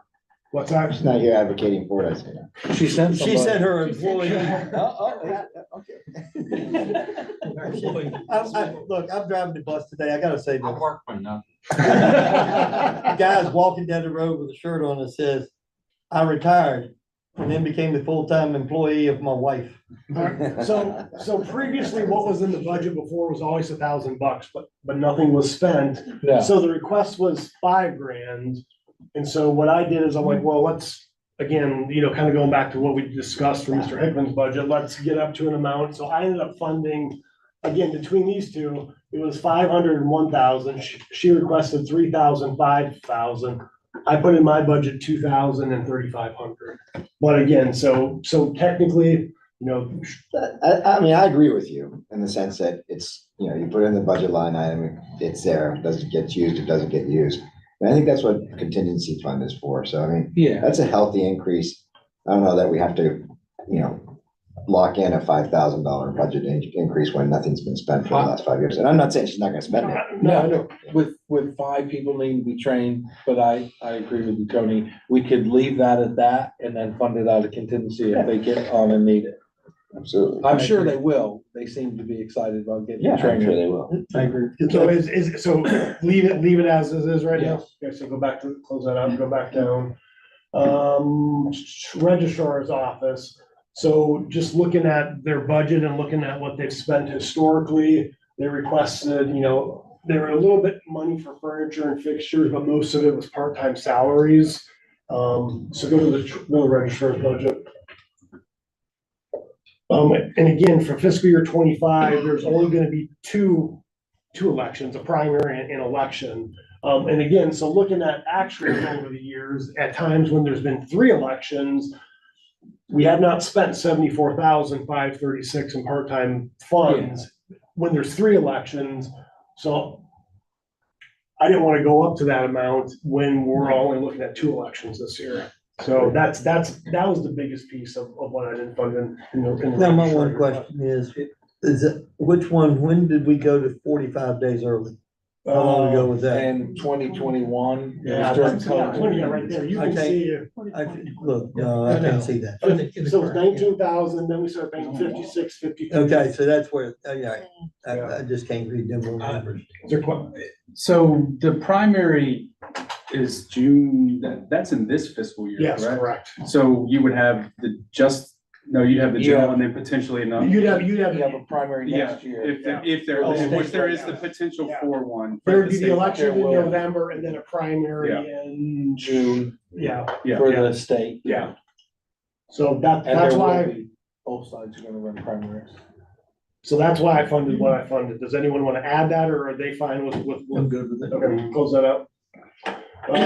Clerk of the court, got a representative here. She requested a bunch of position upgrades for her department. Well, the clerk of the court is here to represent her budget. Did she advocate earlier? Because if she didn't advocate, I said. I wasn't told that I could advocate tonight, so I certainly would have been sitting in that hot. Well, no, I mean, again, they were here when they did their constitutional officer briefs. That's why we had them there. So there's that. I can tell you, scoops that no one's giving me, and he's like, I'll be back. So I understand that the trend would be for others to come because one got, and I'm not saying where I stand on it, but I'm gonna take each one for its merits. I don't care who comes and says I get mine too. I will say in clerk's case, they're dealing with some pretty serious legalities of having to have the right person at the counter might be sometimes a little more important than some others. And I'm not saying, I'm not lowering the importance of people's jobs, but I'm talking about where the law plays a role. And so I'm gonna take each one on its merit, no matter which department, no matter. I will come back and say that the argument you will get from the other two or the other groups are this. One collects your money and one charges your money. And without their offices, we don't raise money.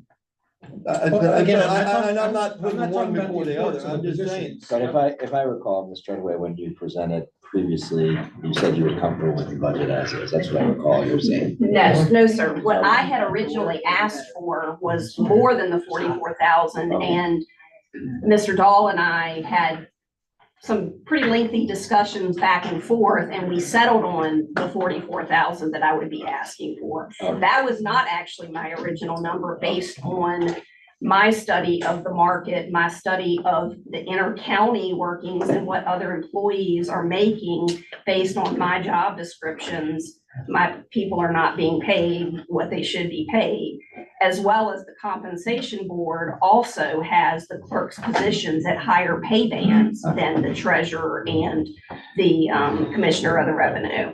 There's nobody, all the comp board does is constitutional officers. And so they certainly, I would say, are, experts at that. So the clerks fall at a higher pay band. So that's just using the higher pay bands of the comp board that I'm asking. Gotcha. So you're taking the comp board numbers and applying to your staff there. Yes. Yeah, I mean, it's basically, again, it's basically reflecting that the comp board does grade and reimburse for those positions at a higher level than they do for the commissioner. Isn't that, why would that not have been part of the salary study that we did a couple of years ago? I mean, They didn't look at job descriptions. I think the big thing is, so here's the thing, I think a lot of positions, I know she's advocating for office, but I can guarantee you that there's a lot of positions that we're below again.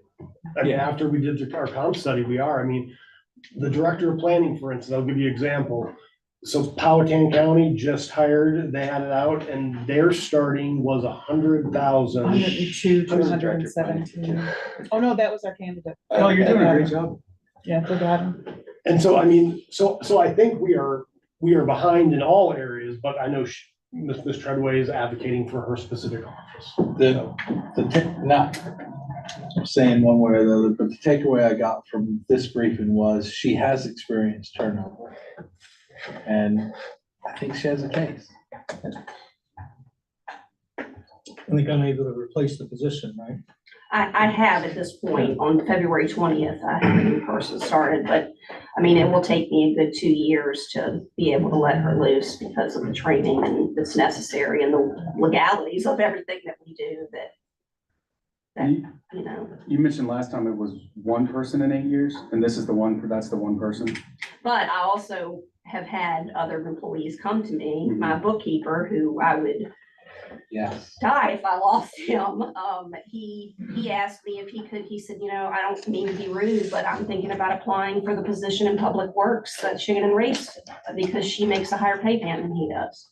And he's handling millions of dollars annually. And Public Works administrative assistant makes more than he does. So I guess the question is this request and what she has here unique in relationship to, as we just pointed out, there was gonna be some other places where maybe there's this kind of disparity. I mean, that's, you know, did you have similar conversations with other department heads with regard? Well, to no, I mean, staff no, I from mean, that standpoint? just trying to hire people, yes, we are having those discussions and just seeing what the market's like. We're just, Right. the salaries and where we are after we did our comp study, we're just not there. And so I think there is a component of Ms. Treadway's that is specific to kind of the positions and where they are in reference to the other ones. But also too, there is that spillover that just all positions are behind again in where they are in the pay bands. And so I'm not coming forward with the request this year, but next year, I think we're gonna definitely have to look at where our pay bands are and what we're doing for compensation. Because the sheriff showed us that, we made a big adjustment with the sheriff's office, so that we weren't losing people here and there and everywhere. But now, we're behind everybody again. And that's my concern. I'm also trying to differentiate, is this about getting them, you know, sort of differentiated from other offices with regard to the, you know, how the comp board situates them and because if we do that and then let's say we give Ms. Rittenhouse and Mr. Sheridan's folks raises next year, then you've kind of closed that gap again. So are we gonna have to continue to raise them to keep them there? So I'm trying to differentiate between, are we doing this to get them sort of where we think they should be based on, and I know the comp board numbers are low, I'm talking about the percent differences between the offices and the jobs. Are we trying to get them there? Because if we give them that this year and then we turn around next year and give other ones there, they've then creeped back up to them. So does Well, I that mean, make sense?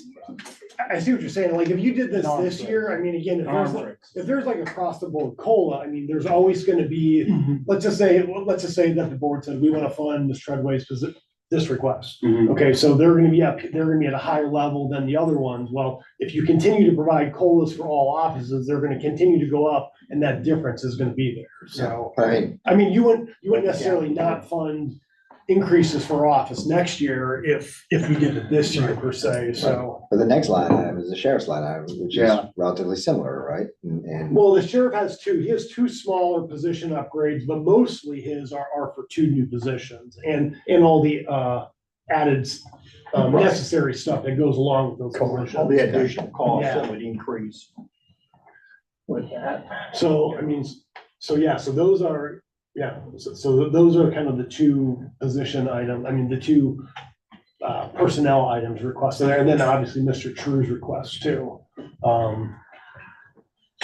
So do we want to come back to those? You want to add them? What do we want to do?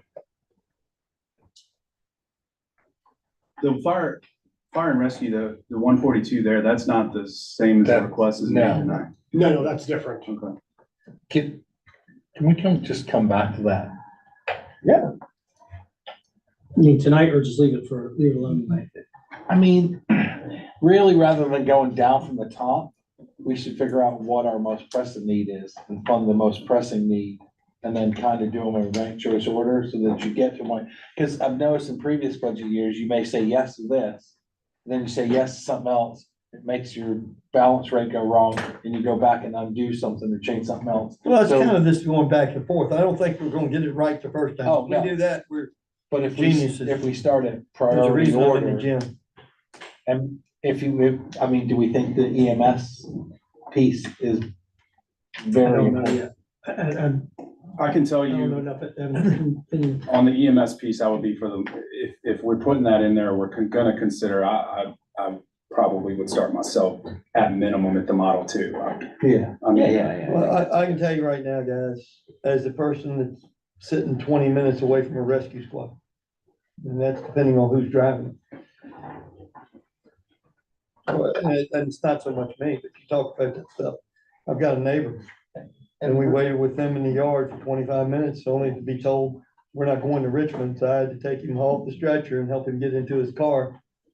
So his wife would not let me you drive him. know, that doesn't change position or plan 2 versus plan 1. No, what I'm saying is maybe wedge in plan 2. Yeah, because definitely, We're definitely. talking about life and death there. The No, other stuff is. Yeah, I mean, you can put, Comfort. I thought that we did, put in and take we away. haven't put in plan 2 Put yet. in and have we? take away, no. No, Plan 2, you haven't put in. No, we haven't put that in. So that's 247. You got another. 294. What else? What's a quick look at the rest of the list here? Let's see here. So we talked about the sheriffs. I mean, basically his is the two new positions. Two new positions and then a promotion from sergeant to lieutenant.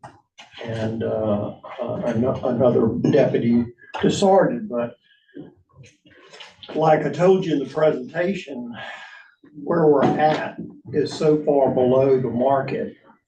I got one left last week for a private sector job, making more money, so down 4 positions. One is actually filled, but in the academy won't be any good till August. The only application I have is non-certified, and if they go in July, they won't be any good until December. Right. So if you give me 2 positions, the odds of filling them are slim. Right. I would go back to what I asked her in my presentation, is to take us and get us to where we need to be closer to that, a market. Because we're at 49.5 walking in the door, in Greene County on the other spectrum at 58,000. Right, and that was, how much of an increase was that? That's a 9.5%. But even if you split it over 2 years, Right. 5 each year, it would make a world of difference. So what was that total amount? Take one of those positions away, half of that money, and then with the $223,989 we're gonna get in SRO grants, we'll come back to the county again this year. It sounds like you'd rather attack the retention issue rather than the Right. recruitment I know issue at this point. If you were looking for a job and you were looking at the market around you, you know, why would you go to the lowest? Yeah. Yeah. We're only asking. Recruitment and in the retention. game, in the That middle. takes care, hopefully, helps fight both. Yeah. Because we might be below Charlottesville, but you got some fewer headaches for Fluvanna than you do. The one thing I just want to make sure of that if we're dealing with, I mean, again, sheriff's office is not the only one that's dealing with. That's across the board. I think that goes back to the salary study. Well, that's a challenge, right? Like we go through a salary study, we go through all this, so that we don't have individual requests because that kind of puts everybody against everybody.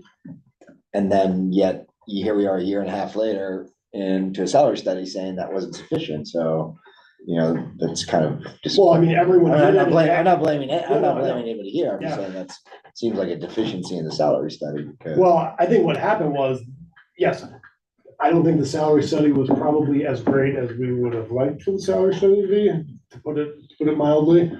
But at the same time, everyone, literally all the other localities, as soon as we did it, we were the first one. Everyone else, Of course. Greene, Albemarle, Charlottesville, Orange, they all did them literally right after we did. I'm sitting here waiting for the reply or the response. We did the big influx in education last year, which has made a difference with retaining and hiring people. And now, let's see what everybody else comes back and does to us there. So, I mean, that's, again, I'm not discounting that what they're saying, but I think it's more of a global issue than just onesie twosies. Well, maybe we hold on these 2 items so that discussions can happen between you and the department heads on that and kind of say, okay, out of this, makes the most sense? Do that. I mean, you know, this Treadway's request is pretty nominal, the sheriff's is pretty large from that standpoint, but what are the remaining ones that we have right now? This is large because of the size of the. And we might as well go ahead and put in the 247 or 274,000 for the 294,000. I'm Whatever gonna get you that 294 there. 294. Or at least that's the number I wrote down. That's for four people. That's a four-person rescue squad. 294,000 was Model 2. I wrote it down. I got it right here. That's why I keep repeating. That's fine, But I thought, that 50,000 was taken out upstairs, right? Okay, so some other things, so fire and rescue, volunteer agency, so basically, go into there, and so basically that is just funding their full request and then not fully funding the education component. And again, it just kind of goes back to, again, it hasn't been utilized to the fullest extent, so again, we've been funding 25,000 and you can see we've been 14, 17, 8, 25,000 has been the consistent. So the request was for 37,750 and I funded 10 grand less than the request. So that's the one piece of the difference of the 142. The other one is just funding the actual agencies themselves. Again, separate there. Lake Monticello requested 519. I funded in my budget request 424. And Fluvanna Fire requested 273, again, for all three companies, and I put in my budget 236. So those are the biggest changes from the 142. And that includes the incentive? It does. It does. Yeah, that's in there. That's been in there. So is that just a policy wise, we would tackle that after the Yes. budget? Yeah. We can talk about it It's anytime. ordinance. Yeah. Yeah. I don't think. Well, it seems like a whole other thing's gonna happen within the next year or two on that, so. Yeah. I don't know that there's. So, I mean, No, I mean, that's different with the incentivizing, because the incentivizing is for the volunteers that are fire. Take Unless your we correct. start buying. And there's people that are on the cusp. If you calculate what percentage of calls you need, they're on the cusp. So maybe by giving an incentive, you'll get those people to run a few extra ones and actually come out. And so how are those incentives? Like, what are the incentives? I mean, I know we talked Was it about. 300 on A personal cap, property? yeah. well, that's the thing, figuring out that's the thing, figuring out what the incentives are and what, like, legally we can do. Right, but even if we gave $300 for personal property to volunteers, that wouldn't come out to $100,000 or No, whatever. no. right? No, I mean, It was- well, the amount that we have in there for incentives right now probably wouldn't come close to I don't know if it would cover the $300. Maybe, and John, you remember what it was based on before? So we made a best guess as to how many people would qualify, because a lot of people won't qualify no matter what. And it was based on Albemarle's of $250. But even that's I'm sorry, true. of 200. So I'm confused. $250. If we're talking about $10,000 for the, training or whatever that you had, but we got $142,000. Where's the other $122,000 coming Well, from? No, that's basically what I didn't fund for the agencies. But that's not the incentive No, component. the incentive's already in the budget. I was just That's asking if already that was in. in. Oh, okay, Yeah, I was asking if that was- confused. Okay, Yeah, no, that's already in there. okay, all right. So do we want to do anything with that? If you don't fund it, what would be the ramifications? Would you come up short on supplies for rescue squad? There will be some scrounging, yeah. I mean, I haven't fully funded the budgets every single Yeah, year. yeah. so- No, Yeah, I mean, so historically, the budget's been funded at about 90%, Yeah. 90 to 91% of the requests. This budget funds Fluvanna Fire at, I believe, 86% and Lake Monticello at 81%. Typically, we've been at the 90, 91%. So this is a reduction compared to the amounts. What would happen? There will be some scrounging. There will be, some of the things, some of the nices, the wants will get lost as compared to the needs. And there'll be, we'll have to try and do additional fundraising. I think, for me, and I, of course, can't say enough about what you guys do, but we've spent a lot of money in CIP on fire and rescue over the last couple of years. A lot of money, and if you can survive, But the That CIP one, is a different question. No, I know, I understand that, but I'm just saying, Still a the lot of money. totality is still a lot of money that's been spent.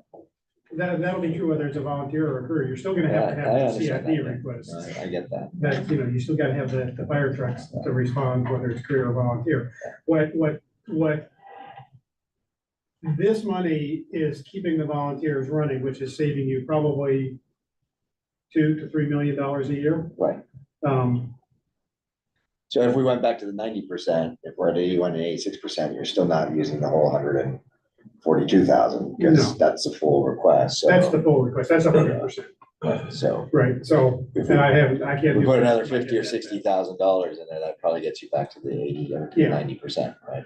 But And again, some of the reason John and I have had this discussion, some of the reason I funded Lake Monticello less than I have the other organizations is we don't own their assets. It's their assets. Because it's we just saw how that played out, and it's kind of irrelevant, right? What's that? Well, when, the rescue squad shut down, Yeah. they turned all the assets over to the county, so it's kind of semantics, right? Is Lake Monticello A gonna leave, and B, are they gonna go out and sell their assets? I don't ever see that happening. I mean, just taking a wild guess on that one, but. I mean, again, when you look at, and again, we don't have this up, I mean, but when you look at the totality of what we spend, again, there's a lot of things just in this request that we don't, that's not included in that. I mean, for instance, we pay for everyone's insurance, and we do the same for both Lake Monticello and Fluvanna Fire too. We pay for all their insurances, every single bit of the insurance, whether it's property insurance, vehicles. So there's lots of things that in this number that's already being funded directly from the county that's not in there. So it's just, again. Okay. I mean, you guys are the experts here. Don't call me an expert. I just tote hose when they tell me to tote. I would be inclined to get back to that 90%, which doesn't sound like it's a big number, if we're already having retention issues, recruitment issues on,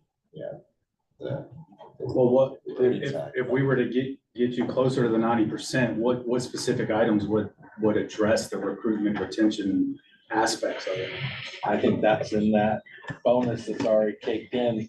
I think a lot of this is either supplies for ambulances or maintenance costs for some of the older vehicles. That tends to be where they spend a lot of their money. PPE, yeah, and PPE. Because in December, we're getting ready to have a big bill because I started looking at gear the other day in December.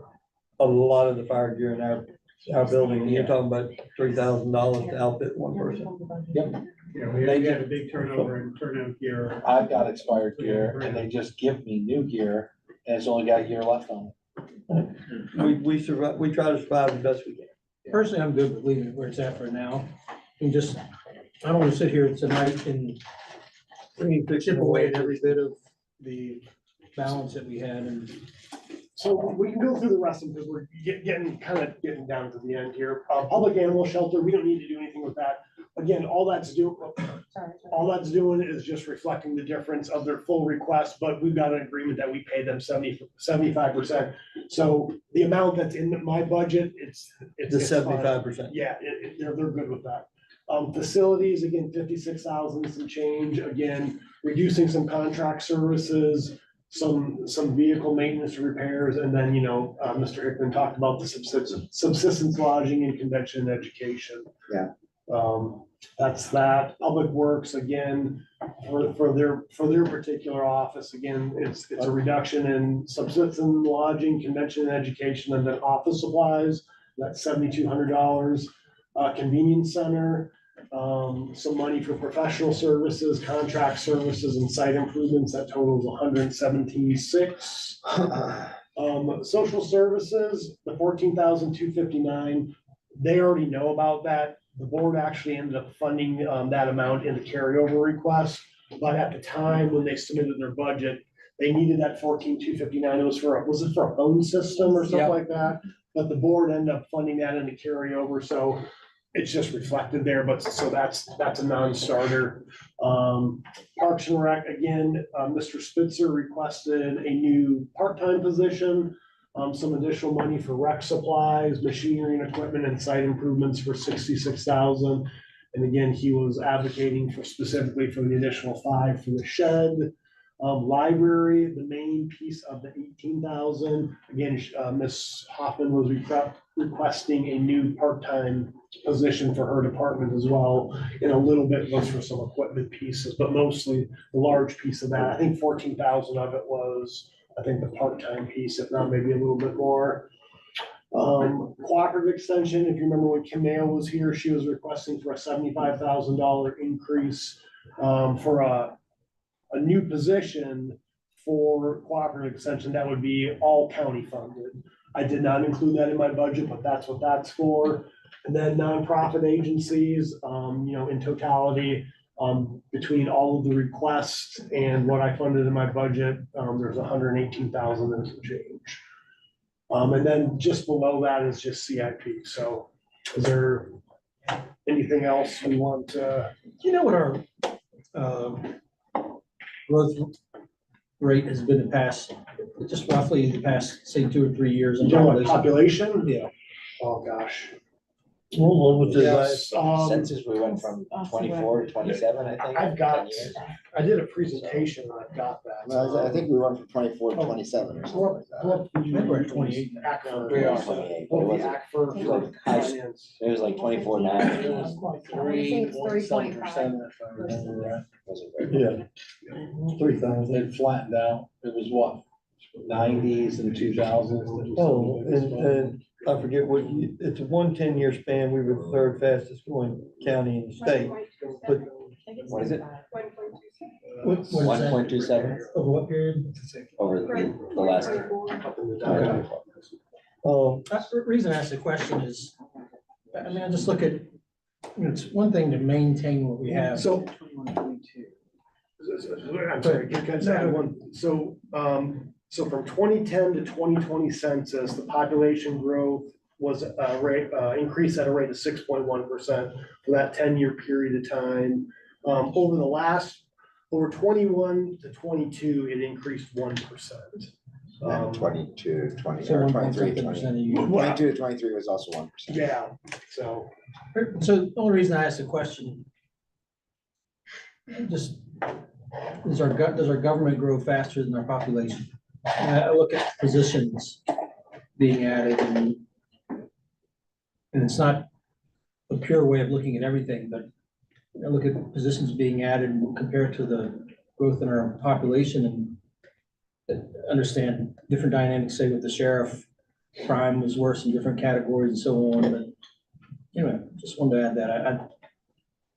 Are we growing at is our government growing at a greater rate than our population?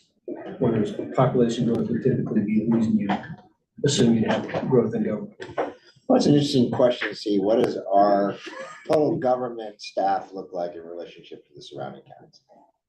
Yeah, I mean, it's a fair question, my staff is 1. right? I mean, Yeah. it's a relatively Prince fair William's question. staff is 7. I mean, we could find out. I mean, I can tell you, I think we're probably less than some localities. I suspect we are. We'll be more than some. They'll be south of us. But I'm not comparing us to other people. I'm just saying No, but that there's a- data in itself is, Well, I mean, but one could not argue that that's not relevant data. okay, If you had a corporation, and you're growing in your staff or whatever aspect of your growth is growing at 2 or 3 times that of your revenue, then you might want to talk to your accountant. well, and here would be my reply to that. Were we behind when that 10 years ago started? Okay, I Well, I was mean, talking more in the past 2 or 3 years, you know. I don't think we've grown that much. I in mean, 2 or last 3 year years. we added some positions. I mean, you know, the biggest one, But we've gotten rid of a couple positions also, correct? one, One. I mean, but I mean, you know, the biggest increase, I'm just thinking that in the last couple of years, so the biggest increase was certainly the emergency service department. There's no denying Well, that. we didn't have that.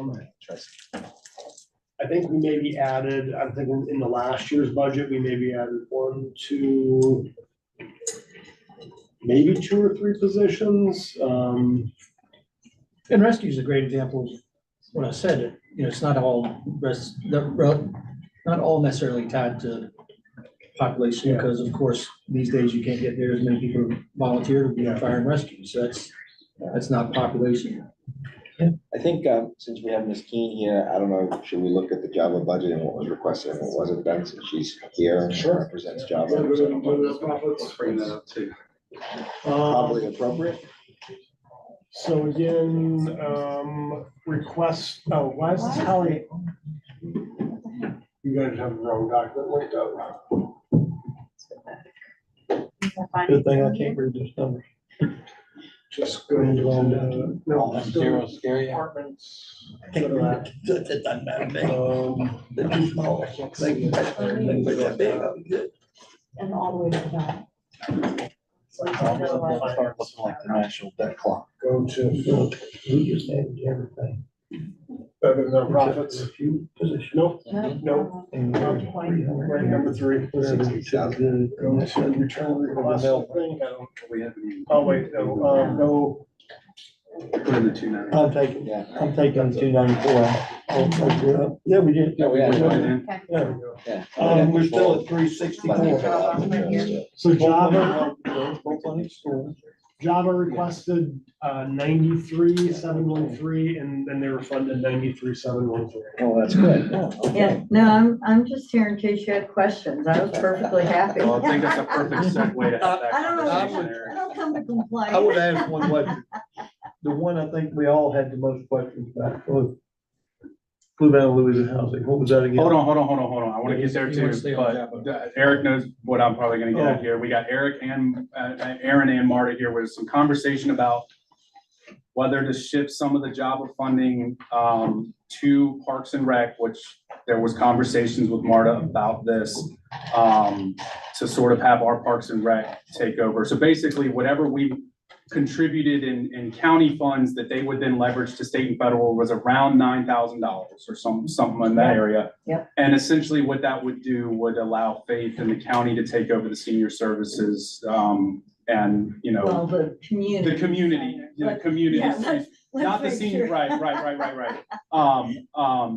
Essentially the community center stuff, this. Basically, the senior The senior program- center, yeah. The senior yeah. programming Yeah. and that. Socialization. Yeah, socialization of parking, activity. yeah. And I don't want to speak for you, and I knew it was a meeting with me and Mr. Fairchild, but, you know, it's not, I want to put you in a bad spot, because I mean, but you essentially, and correct me if I'm wrong, relayed, we've got this MOU with the county, they've got this MOU with I don't want to get too much into that and how it happened and everything, but essentially my understanding is that both parties are okay if we were to shift about $10,000 from Java to Parks and Rec. Yeah, what we talked about was the fact that, we would still figure out a way to maybe find another spot to do congregate meals that we would provide, and that the 9,000 that's in the budget when you itemize, we would be more than happy to allow community centers to function under a Parks and Rec model, because that's really, Faith and Aaron are doing a great job with that. And the MOU is just creating a lot of extra work for them in order for us to leverage the 75%. So if you all wanna, you know, lose that leverage, I'm okay with making that work for them. And then we'll just use the other part and we'll keep leveraging 75% for everything else we do for you. And it won't affect our, you know, aging service coordinators giving advice and guidance, or the senior helpline, or insurance counseling, or home delivered meals, or at-home with Java. Any of those things would still continue, and that's what, so yes, but that all happened after this budget went in. So if I saw 9,000 taken out of that, I would be fine with that. And that was the other reason why I came, because I wanted to let people know that that was a discussion, if that was something that was gonna come up. And it wouldn't change what we look like in this county. And we would just write something that dissolves the MOU so that it's gone. And then we will just continue to serve Fluvanna and know that you will take over Parks and Rec, some of the things other counties already do as calling it Parks and Rec. Sounds like it makes a lot of sense. Aaron was saying 10,000 instead of 9,000. Yeah. Well, I mean, I'd say 8,000 then, no. I'm seeing how you guys. 9,500. I get how this works, you know. So then another thing too was that Java, to no fault of their own, but because they're a quasi-governmental organization, sort of has standards of things, the meals and stuff that they have to do, and talking with Faith and Aaron, if this money can be leveraged to them, they can spend that money in the county, and have food for the seniors there. And I just publicly want to tell Marta, and really Aaron and Faith too, thank you for meeting with us to kind of, I guess, get to the bottom of this a little bit. I was at the senior center a couple times during the campaign and keep in touch with Faith. I think there is probably some support for this amongst the seniors, at least that I visited with. And so my thought would be, we're gonna get, I'd like to call it 10 because that's what Aaron's asking for, but Java, Java's saying 9. We could probably find 9,000. We could probably find $1,000 somewhere else to shift over to Aaron if we needed to do that. So didn't you have concern over whether that amount could actually cover, that 9,000 could actually cover the burden? I didn't express that. I don't know if Aaron did. No, I mean, for me, that was the part that we expected you all to cover for socialization and meals. So, yeah, I don't care if we round it to 10. That's not where I want to make a sticking point out of all of this. Because I really think the model that started after a huge defunding about 13, 14 years ago, and then some return of funding, but not total. And really that model worked fine then, but now we're 12 years later. And I think we've just evolved out of where that MOU makes sense anymore. So, So do you think we could do the services that would be taken out with that funding? Yes. well, given that the personnel are in Parks and Rec, yeah, I do. Because you were not part, let's see how to say this. You are not funding us for part of a person. So if I had to lose a person, then I would tell you, no, I don't think it is. But I think because your funding for the person was already in your Parks and Rec budget, I think that it could work. And I think if Aaron feels like the 10,000 is what could make it work, because I think a lot of what Faith has created is a really good Parks and Rec model of some field trips, some different activities. And I'm not always sure that the meals are the biggest part of it, but they know better what meals people would like. And we're under the restrictions for FDA requirements and safe serve requirements and a lot of things that don't give us that flexibility. And when we do, we have to go to those restaurants and get them to give us all their records. And let me tell you, that's not my idea of fun either.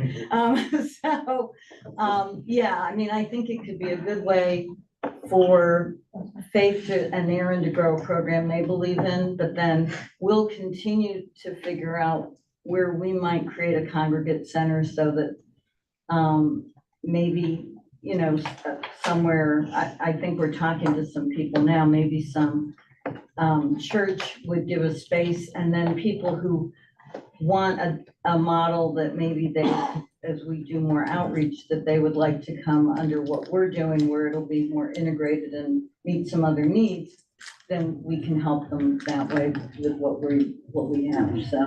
And Aaron, you feel like there would be this wouldn't, other than the amount of money we get credited there, that it wouldn't increase your costs above and beyond that? No, Faith's budgeted out, and it'll save her a lot of work, because she does a lot of reporting to Java. So it's gonna save Faith a lot of work to be able to do stuff around here that she actually does for Java. And the ladies in the AFC asked about like. Faith and myself are both safe certified, so we know how to handle food, what type of foods and stuff like that to get certified. So, and we will maintain that certification. If you need somebody to deliver meals, please talk. Okay. I know people that drive these roads to this county every day and gotta have a place to go. Might as well be to take somebody a hot meal. Well, and you know, one of the nice things is, I think we talked about, goodness, probably in the middle of COVID. We've got the Moms Meals program that will deliver to people, because I know when Meals on Wheels was having a tough time finding some folks, that really helped fill a gap where Meals on Wheels couldn't. And when Meals on Wheels can do it, then we reimburse them, which helps them grow and meet other people's needs. So we really try and reinvest back in the county, but we know there are places where they don't have volunteers. So, yeah. So is the gist of it, do we want to reflect that now? Is that where you're going? Let's do it. Okay, so. And that's just moving. That's moving, that's a, yeah. Yeah, it won't help you with your Well, look, 294,000. This is gonna sound terrible when I say this, and Mr. Fairchild will probably have a coronary, but 10,000 is like flipping the next march. I hate to say that. Well, but it's a conversation, yeah, I agree, it's a conversation that needed to No, happen. when our bills are normally 7 digits or 6 digits. It sounds like it's a, This was more It's a about win. process. it's about processing the money. Streamlining, cutting red tape. And I appreciate And that's- I can't Appreciate believe y'all it's- coming out to meet with us and- Red tape. No, I think No, it you was weren't. very She didn't fruitful, think of it. very simple, and, Yes, ma'am. you know, I think I would rather keep a good relationship in the county, that's what's more Yeah. important to me. Because we do serve so many, people beyond just the community centers, and I do think that Faith and Aaron have created a good model for the community centers, and the MOU just gets in the way. So, God bless you for what you do. Yeah. thanks. So I pulled up Fluvanna Louisa Housing, because I heard that. I mean, so again, we've, So we done with me? Okay. You need a hand? No, I'm good. so we've been funding them at 16,000, Yes, ma'am. up to 22. Grab a slice of pizza. We've increased them a little bit the last couple of years. And then they requested $110,000 in the current fiscal year. I did not fund them at 110,000. I funded them at 26,250. Thanks, Mark. Thank you. I'm sorry. I Can apologize. you mind saying that again? Yeah, again, you know, they've been funded for many years. They're at 16,000, 22, 23 and 24. We bumped them up a little bit into the 20,000 range. For the current budget year, they requested 110. I didn't fund 110. I funded 26,250, which was a 25% increase. So Louisa bumped them 20%. Oh, did they? I had heard one time that Louisa was gonna fully fund them too. That they were going to? Yeah. Now, again, the budget process is not done, so I don't really know where it's. Yeah, I mean, I did find out from a board member that that's pretty much where they settled. Yeah. And that board member thought they were gonna land at 10%. And basically, Well, if we put in the 10,000 we just gave, that Marta just gave us, and give it to them, that puts us probably close to 20%, isn't it? No, No, that that was ten's Parks and gotta go Rec. to Parks and That Rec. was just, that was just moving one hand to the other. I'm just gonna throw this out there. This is something that's been sitting with me since the nonprofit talks. I can probably find them, and they do a lot of work all over, and I know out my way and out your way, Mr. Sheridan, do a Yep. lot of things. Yeah, they do. I feel like and I don't wanna throw stones at others, because I think what all these folks do is great, but there was really a lot of overlap when we talked about this with Piedmont Housing Alliance and with Fluvanna Louisa Housing Foundation. I know we're only getting to, what was it, 110% increase request. I mean, that's gonna be tough, but essentially, you're talking about who's the yeah, getting to what they asked for is gonna be tough. 400 and some percent. 400, sorry, yeah. It was 118,000, that's right. I feel like we could shift. I looked around some of the areas. I don't think Louisa has funded the PHA. That doesn't mean we should or we shouldn't fund it, Last but, year, Louisa gave us 7. okay. But both of those presentations, they made it seem like there was very little overlap, and that basically the Fluvanna Louisa Housing Foundation was essentially trying to hire one position, and that was really where the only overlap was. Given the work that they do in the county, comparatively speaking, I think that $4,500 goes a lot further probably with Fluvanna Louisa Housing than it does the Piedmont Housing Alliance. That's just my thoughts there. I mean. Well, that would pay for a 20% increase. That's, my one question would be this. She brought us numbers of how much they've spent in the county. And Is that- the how much has that increased? We go, oh, it's a 400% asking increase, but if I remember correctly, they've gone from 40,000 to 400,000. it was total of 625 or something that they put in ramps and roofs and other services. That's what I'm saying. I mean, as far as comparing it to what they're spending in the county, that 400% is not as much as what their increase has been in what they're spending in the county. But, you know, I mean, we only focus on the as you know, increase of the ask. the people that are involved, I have great respect for, and I know they do everything they say they're gonna do, and that they could do it 4 times over, make use of the money that's given them. But how much are we gonna go through all the nonprofits and say the same thing about? Yeah, I mean, I agree with Chris. It's just a sort of astronomical ask. It just seems kind of out of line. You know, I mean, you build to that level, you just don't get to that level. And I think, while it may feel like, okay, there's some overlap, remember, each one of these organizations has their own constituencies, they've created and they've been around and partnered with folks in the community for a long period of time. And to, take away $4,000 from PHA to give it to another one, to me, doesn't make a lot of sense. I mean, I'd rather just give the $4,500 to the other place and, call it a day from that standpoint. The one I had the biggest concern about was the hospice of the Piedmont, the 3,000. They're running $2 million surplus. Well, I mean, there's probably 20 people in this room who can point to what the hospice is. No, Has done for them in this But they have community. revenue So. come from other places. It's like a millionaire and comes out and asks you for $10 so he can get a Wahoo burger. You just. I mean, it's a it makes no nonprofit sense. organization. I mean, I don't know, But then where's the nonprofit ask Well, stop at? maybe Churches. they're creating their foundation, maybe they're, who knows how they're doing that, but I mean, I think, again, the bottom line is that, do they provide a service to this community? And, is what they're asking in our community reasonable? And tell you they do. I'm not arguing whether they do. What I'm saying is when your operating income exceeds your operating expenses and you're running a $2 million surplus, why are you asking for 3,000 from a local authority? That's 3,000 we could spend somewhere else. I don't think the Fluvanna Louisa Housing Foundation is operating on too much of a surplus. No. Yeah. It's not. Well, And so hospice is something that I know Tony and I both have seen phenomenal things out of in our personal experiences. To me, though, 2 million, I mean, when I found that out, my thought was, I'm not there to help them grow their investments. I mean, if you have $2 million in excess, what'd you say the director is making 300 and some a 300 year? some thousand, 260 some thousand in salary, another 30 some thousand in other expenses. It's all visible on the IRS Form 990s. Which was why I was asking each of the nonprofits the same question. And then when Miss Island brought her full P&L, she came prepared. Whereas the other ones didn't really want to answer the question because it's kind of hard to ask for something when you're running a surplus. And it's really hard to defend it to the citizens and their tax dollars, us giving money to somebody that's already running a surplus. It's almost like trying to defend a tax cut to a millionaire. Well, again, I think the world of what they do, There's a knowing lot of they have people $2 that million, have a problem I'm with not saying. I don't want to be one of those people. Knowing they have $2 million, they're not in Well, my, you're in my saying- tithing.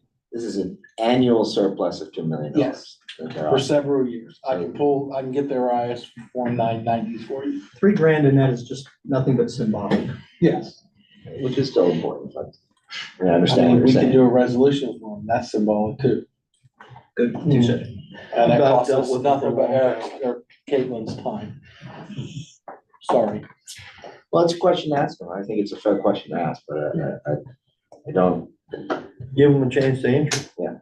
If they have a good answer, great. If they don't have a good answer, well, I mean, Yeah. they're obviously not. we've asking for a lot. got other places where we can. Yeah. Use this. Yep. So what are we gonna ask them? And who's gonna ask? Why do you need $3,000 when you have 2 million in surplus? So who's gonna ask? Well, Tim brought it up, you can ask. I have no problem sending the email. There we go. Just. Yeah. Fair question. Copy So- the voice relation. But then we didn't finish. Did we finish, what, did you, Mike, have an item we were on? We're on Fluvanna Louisa. I brought up Louisa, Fluvanna Louisa housing, because Yeah. I think all that's been said is it's a 400% increase in ask. But they've been over a 400% increase in the amount of money that they spent in our county. And I'm telling you guys, Mike and I see it every time we ride through our neighborhoods. There are aluminum ramps everywhere in Kent's Store and in Fort Union. And And they're everywhere. And they put them all up. Well, I agree with that. One of the nonprofits that was talking to us was dealing with, gosh, I can't think off the top of my head who it was now, rape survivors. Rape, Sarah. yes. Or she. How do you not fully fund that? I mean, how do you put a dollar amount on, you can see a ramp, but, I've worked with them. and so my point is, why do we not fully fund their requests? I mean, again, I don't see fully funding the request as being viable. Louisa put in 20%. I don't think, it's hard for us to put in 20% on that. You know, they can come back next year and advocate for why they think they need another 20%. Yeah, what is Louisa giving you? Oh, I'm sure they're. Percentage rise is 20%. I don't know. Yeah, but what the I amount is. Is it 20% Yeah, of $200,000 or is it 20% of? They were requesting a big one, Yeah. and gosh, I'm trying to remember. I found a budget document, I found Louisa's budget document that showed what they were giving all their nonprofits. I just don't recall what it is right now. So- For which one? I tell you what they gave them last year. That's what it was. I looked in Louisa's last year's budget for Louisa. For Sarah, Louisa didn't give them anything last year. We gave 2, shelter for help and emergency. We gave 12,000. Louisa gave 17,324. And we're talking about Fluvanna. No, we didn't give any. Oh, Fluvanna, Louisa We Housing only gave Sarah Federation. 2,000. Fluvanna, Louisa Housing, Louisa gave them 45,000 last year. Yeah. and we're at Which was 20. more than what we gave. But they also do about 2/3 of their services in Yes. Louisa. But Kim, Still, even with the now Notable, 600,000 or yeah. 500,000, whatever they're spending, the notable increase here? So I I would don't- suggest, I think let's that's what I let's recall. just, for tonight, let's put in 20%. And then I'm gonna meet with Kim again and probably Dave and just You said 20% of Fluvanna? a 20% increase for Fluvanna Louisa Housing. And so just so you know, there was probably 4 organizations I funded at 25%. Just, So you had them at 25 already, okay. I haven't, yeah, I Oh, funded they're them at at 20. 25%. Yeah, I funded them at 25. I mean, did you want to fund them at a lesser percentage? I mean, to me, for now, just being where Louisa has found themselves with them, I mean, it is Fluvanna Louisa Housing. Yeah, I'd say let's put them at 20% for now, and then, 20% for now. And then No, don't you? let us have further conversation with them. I will say if we're gonna bump them, if we're gonna take how much is it, Tori? It's already in there. 22,000. If we took them from 25 to 20. Oh, it's gonna lower it. Go lower. Yeah, That's what I mean, how much is it It's gonna like lower? 4 grand. 1,620. Yeah, But what's your $1,600 vote, Tori? it goes from 26,250 to 22,000. Right, yeah.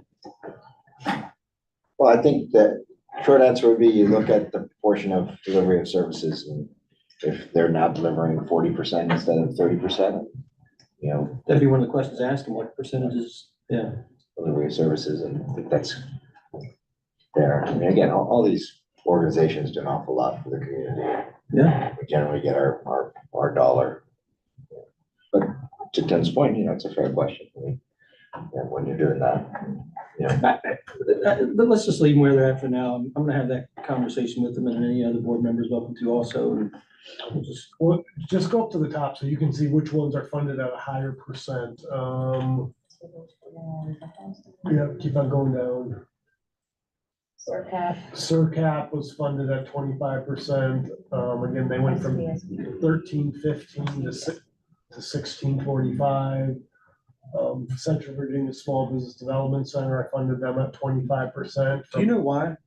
What's that? Why, SBDC, did you give them 25? Yeah, because they're doing a ton of work in the county right now, and Jennifer, do you wanna? Union We person haven't through fully that. funded them ever, so it looks like a big jump, but we're starting to be more consistent with all of the other counties. In addition to that, we are using a big portion of their services here in Fluvanna, faces the whole region. So we also have the Fort Union grant, and we got $100,000 a year that's renewable potentially for the next 3 years. So they're bringing us $300,000 of service. Yeah, So what was the reason that you gave for eliminating chamber funding? I mean, I think the optics on that are terrible, but. Sure, so we funded 4,045 and the specific ask was for the what's called The guide. the business Directory. the business guide, business directory. And again, they haven't even started on that thing yet, and again, it was for a specific purpose. And so my thinking is, if it's not, I understand we've got a few months left out of the fiscal year, but if you're not going to, if it's not going to finish this fiscal year, we already gave you the Where'd the money funding for go? a specific purpose, Yeah. and so that's basically. And why. they are, I'd say they're in the room, they are having a number of, they're kind of a house of cards right now. And they're not, Well, and that's kind of the point in a way is, you know, are you perpetuating their demise by not giving them money? And what's the effect of not having a chamber in the area? So I mean, I think. well, the chamber guide, if that money's supposed to be spent on chamber guide, and I think it's safe to say there are thousands of chamber guides in the basement. Is that accurate? And clearly here they're not getting it spent now. And then, you know, what is really even the real use for the guides even now? You know, there's what, like 4 boxes or something? I don't know. It's some. Yeah, maybe they're not using the money for that. I'm just saying that, you know, it seems to me that, you know, most communities value their chamber for a number of reasons, and then as a locality, you know, there's, you know, showing that you're supporting them is kind of important as well too. That's kind of what I'm saying there. How they're using their money, and they're not here to speak about it. If we need to have them do that, that's a different question. Like I said, the optics stuff look good. I know they don't, but I mean, again, when we get a request for a specific purpose and it's not fulfilled for that purpose, I think. What did you ask them about that? Did they say anything? Was there I'm any? gonna meet with them tomorrow, so. Okay, so He'll get back to you. get back to me. And then, yes, Fluvanna Conservation Alliance, again, went from, their 25% went from 2285 to 2860. So those are the 4 organizations I funded at a higher percent. And why RCA? Fluvanna Conservation Alliance, Yeah. again, just a lot of the work that they've done in the county. And again, I think we've historically funded them really, really low. And I think the work that they do far exceeds what we've been funding them. I can't say. Even at 25%, what's the increase? Well, $400? $600. $600. my thought at the time was, for the one above that's running a surplus, if I could move the money somewhere, I'd move it to something like that, the component case they put before us with the water testing and the other things that they do. I'd rather give it to somebody who can put it to good use, that we can see the benefit, clearly see it in Fluvanna, when they got nothing and they're just trying to do something with nothing. The reason I say I can't say anything about it is because my daughter runs it, so I can't say anything about it. Oh, And I didn't know that, and that had no bearing on my. Well, you don't have to advocate. I could see the need of it and I could see the benefit of it. And the river is a tourism draw for us. You know, people look at that and that's a source of local pride, so. We were unable to do our tire cleanup this year in the fall because there wasn't enough water in the river. So that's the group we're doing that with, right? Yeah, that's what I thought. But don't ask me, I can't keep all of them straight. But So we got 162 tires out of the river last year. So is there any other changes or we? So FLDP, and I've had more than one organization mention that to me, and I can't justify why we give them $1,000, but we don't other programs in the county. Again, softball or whoever. And the question I had was on the graduation rate. Because the people now are just under 100 and we asked, if we didn't give this to you, what would it change for the people wanting to engage in that program? And it would have taken them to like 112, 111 bucks, which then you break that mythical $100, I'm invested into this and maybe I'll see the course through to the end. And I think a 60-70% graduation rate, a third of the people dropping out, that's significant. I think they go from 30 some people at the start to like 21 people at graduation or so. Yeah. And as I said to Charlie last year, I mean, if people are paying $75 for a year, they're not really That's vested. not even a whole year. And right, and so it was 111 to spread that 1,000 over everybody that signs up for the class. And that is not gonna be the difference of what makes people participate. And when I asked, and again, as I said to him this year, I realized I kind of caught him off guard, but when I said, what is the value of us doing it? If you know you could get 111 bucks, he said, well, it shows support for our program. But then why don't we give support to girls softball? baseball and soccer has 300 or 400 and some kids a year. I'm sorry? 404 this year. 404. Think of all the adults who participate to make that 404 kids a year happen that are committing and volunteering just as much time as the people that are in there. They're affecting 400 youth compared to 20-some adults. I mean, there's justification and qualification. There's justification for everything all these nonprofits do. How do we say this one's worth due money? Well, let's see. Everybody who's attended FLDP, raise your hand. Okay, now let's take a look at that. How many of them are in leadership in this county? All right. And then let's also just go ahead and add in the fact that what are they specifically doing? They're volunteering their time to educate people on how their government works. And That's a very again, specific thing. soccer It coaches are seems educating such a- kids I mean, on to life. argue over $1,000 for this organization, which won't even have 1/10 of a difference on the budget. So should we why? give it if soccer asks for it? I would say that soccer is funded by the people that are paying into it. You know, soccer is a That are very powerful participating. organization that are participating in it. And I would also say that their purpose is not to educate people on the government. You know, the Theirs government is is to something very educate specific. 400 and some children on They're life educating, I lessons. understand that, but they're not educating them on how their government functions. And again, I think this is, you know, you're taking something that is, you know, an organization that is literally trying to better the community, you know, for the purposes of having people understand how their government works. And the government itself doesn't support it. And Is to me, that seems really, really is petty. that worth more than what coaches do? I'm not saying it's worth more, I'm just saying it's very petty. To that's all I'm saying. the community, to the good for the community, is one worth more than the other? Does one have to bring a greater value Potentially, yeah, to sure. the county? Potentially, sure. I mean, you know, maybe you wouldn't be involved in government. Maybe I wouldn't be involved in government. Maybe the sheriff wouldn't be involved. I mean, who's to say? Maybe somebody would come up with an idea that saves the county Well, tens of thousands of dollars. I can say I maybe wouldn't be in hundreds of government because I thousands didn't do it till after I was on the of board. dollars. So I'm just saying, that's an example. I mean, you know, but those are all examples of that, The so. argument against that would be, I'm on the board, I haven't done it, but I did play Little League baseball and all that other stuff. And I coached Did they sports teach for me 30 leadership years. skills that I use I don't here think every I'd day? be here if I didn't do all I coached. I cannot believe we're spending any time arguing about this. I hear To me, you. it's like mind blowing. I hear you. My mind's exploding. While there's a youth imagine organization you- that has asked why they don't get the money. I cannot imagine you and Chris would argue about Oh, anything. hold on, but listen, there's a youth sports organization that has asked why they don't get similar money. Have they applied for it? No. No, Exactly. And I asked but there's a lot of organizations Well, considering. they believe they can raise it themselves and as FLDB can. So I would say that, we're I would so, say, if you want to do that, let's do this. Let's ask the FLDP to let them know that we're planning on cutting the $1,000. And then let them have all their FLDP graduates come and tell us why that's a bad idea.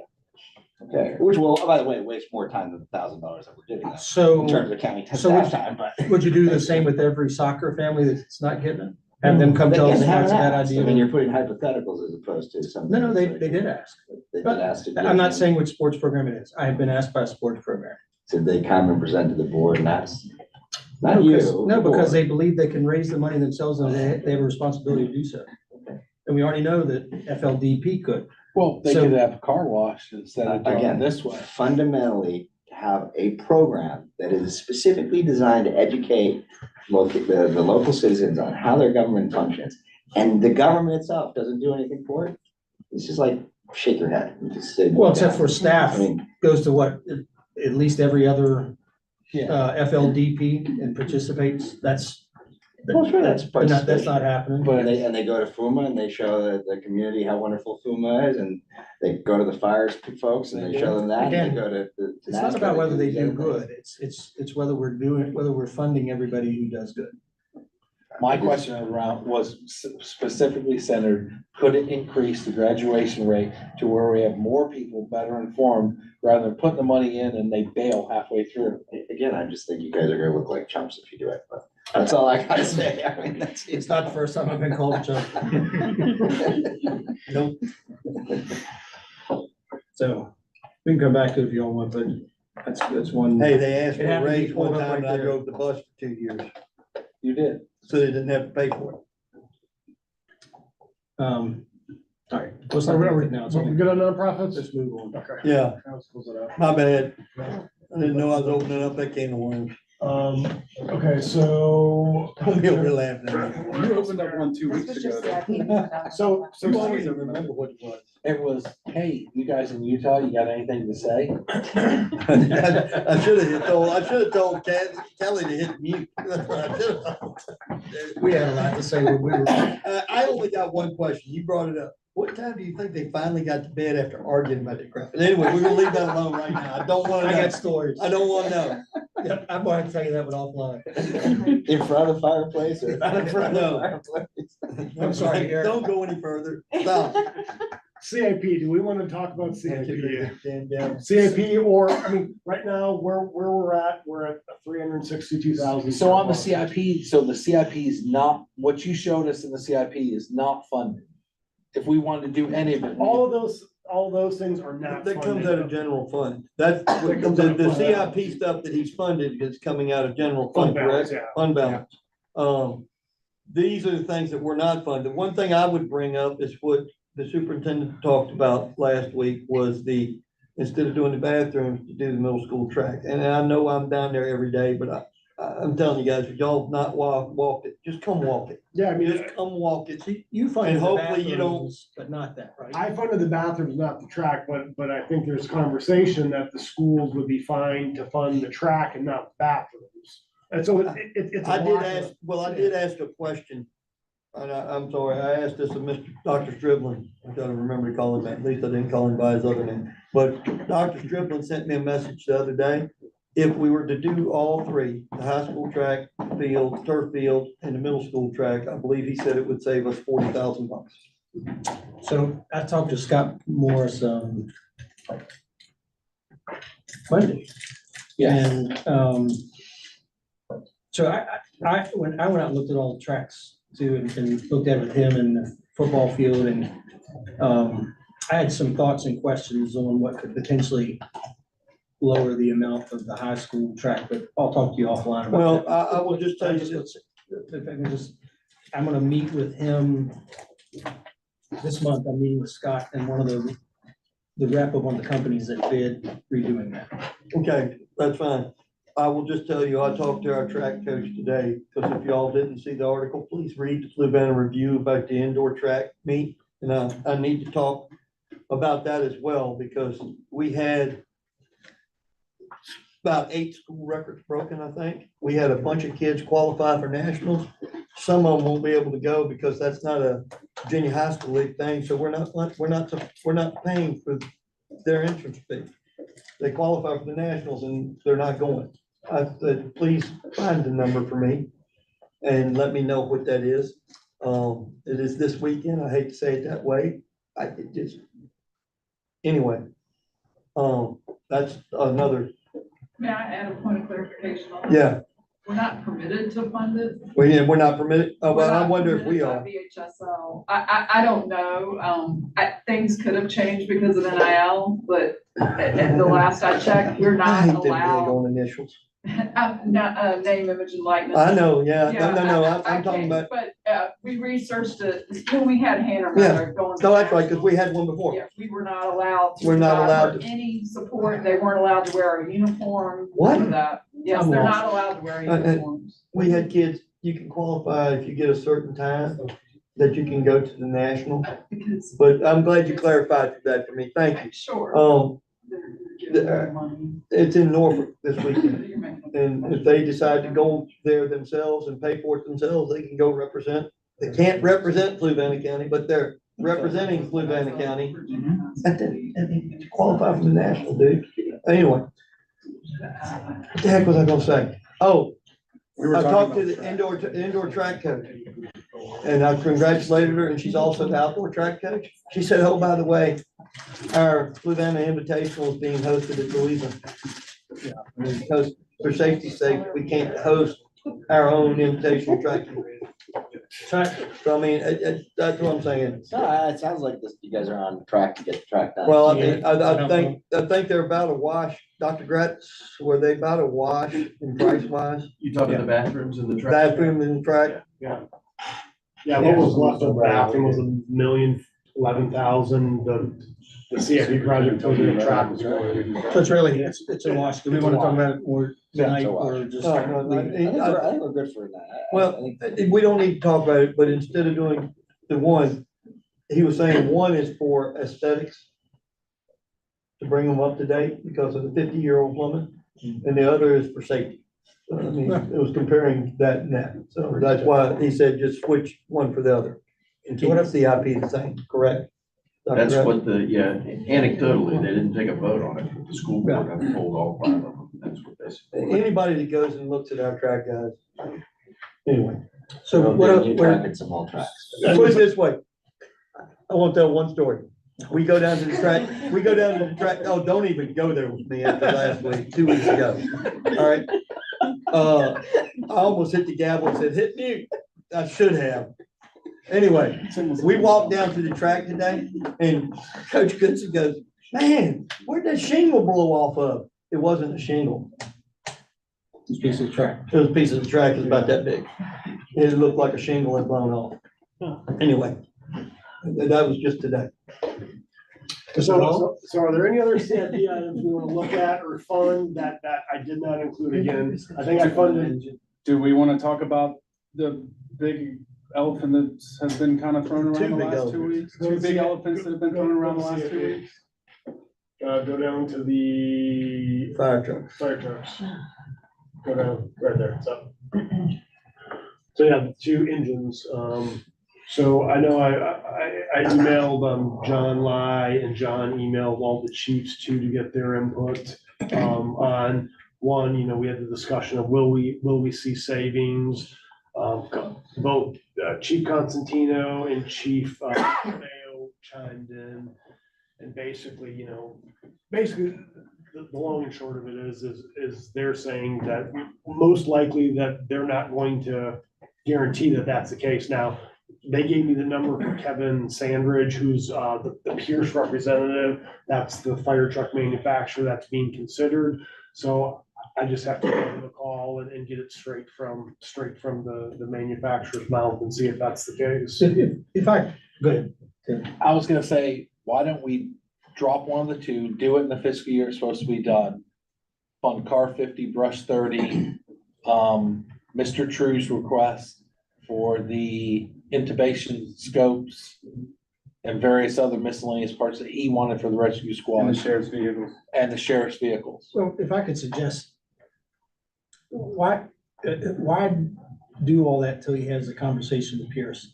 We've had so many conversations leading up to, I mean, that was, to me, the next thing we were going to, whether the Pierce has thought about this, of whether that hundred and some thousand, was it 100 and some thousand each? 170,000.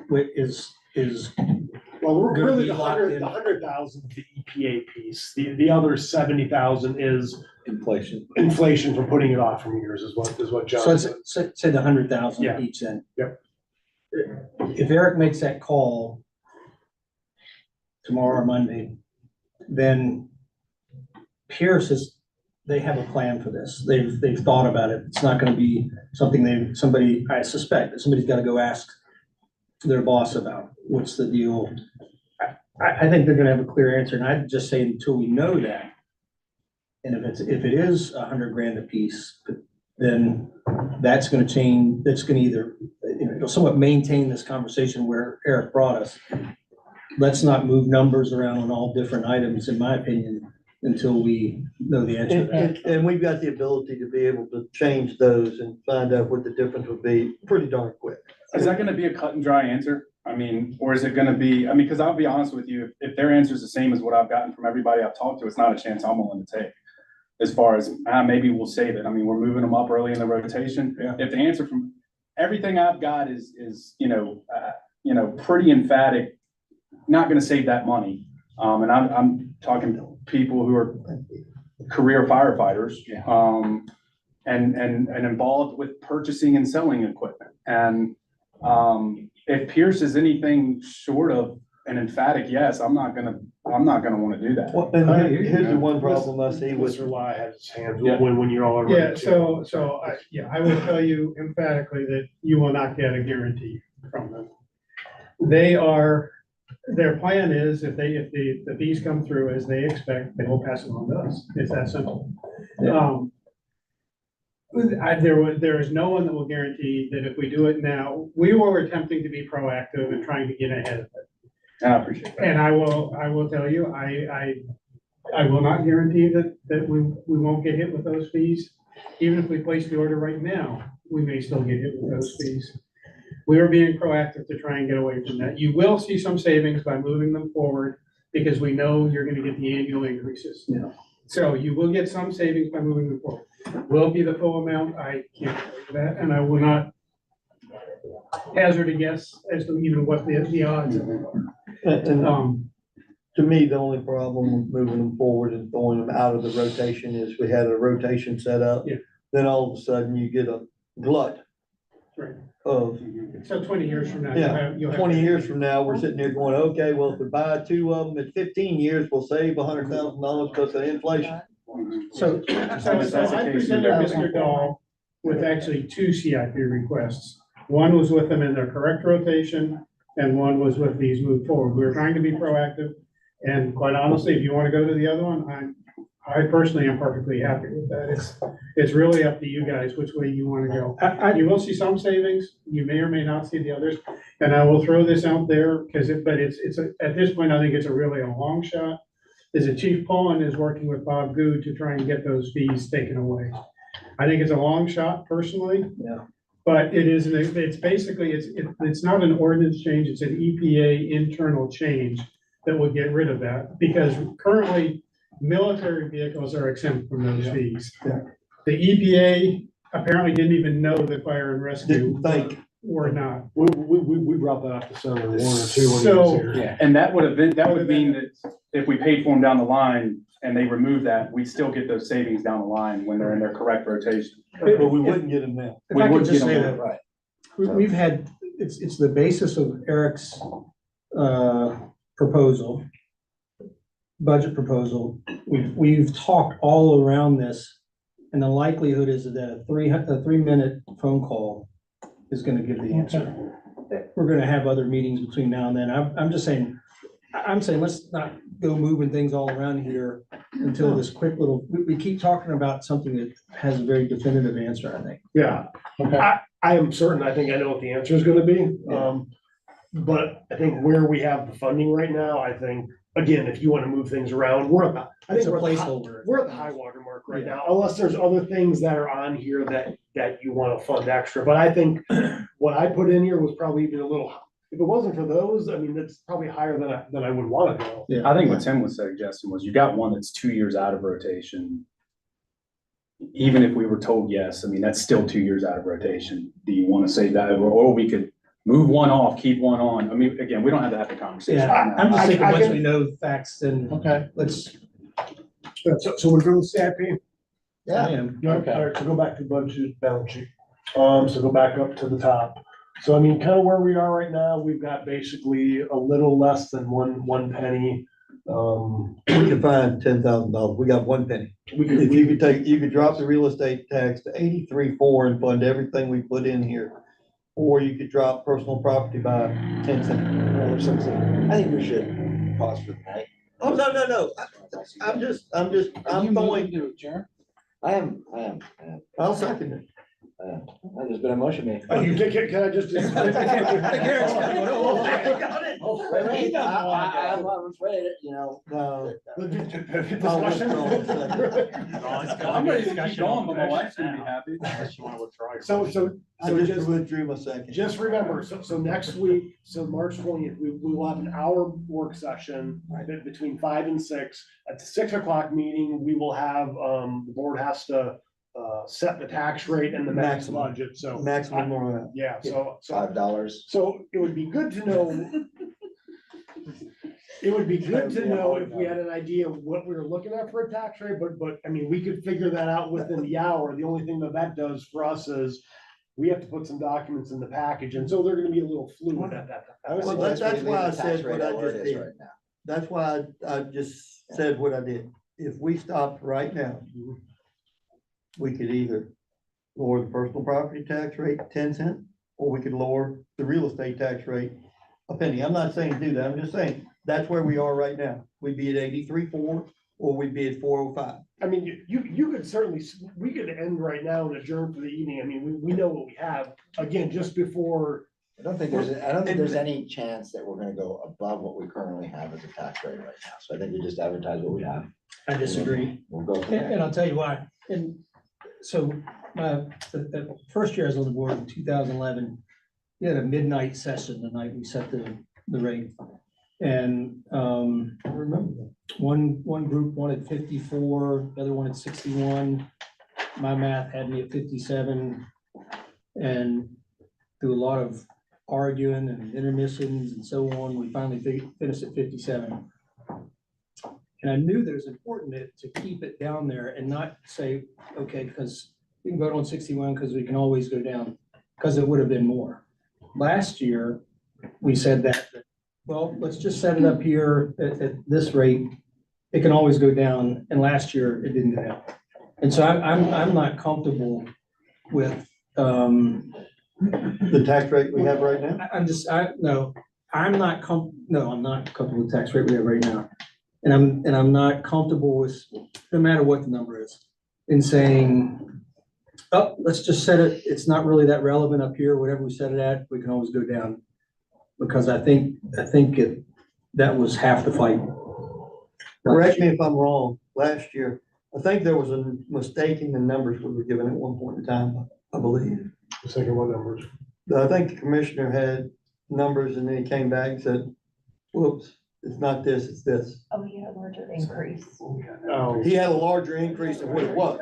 That's why we thought, that's what happened last year. And I'm not trying to badmouth him because he's sick, but it's just a mistake happened. I mean, that's why you saw me on my phone. I forgot to write a date on a kid's license, and the DMV sent it back just because I didn't write that day's date. A mistake was made. That's why we had it set, and then we had to go back up to it. We thought we were coming down. Thank God we didn't come down too low, because then we didn't have to go cut stuff in the budget where we were. That was what happened last year. And let me say, I support everybody who voted wherever they voted last year. This isn't a statement about anybody else. But the one time that I did vote for that, okay, it's our highest point, and that's where we ended up. And my gut was telling me when we set the advertised rate that I should not have voted for that. And in the end, I shouldn't have voted for it.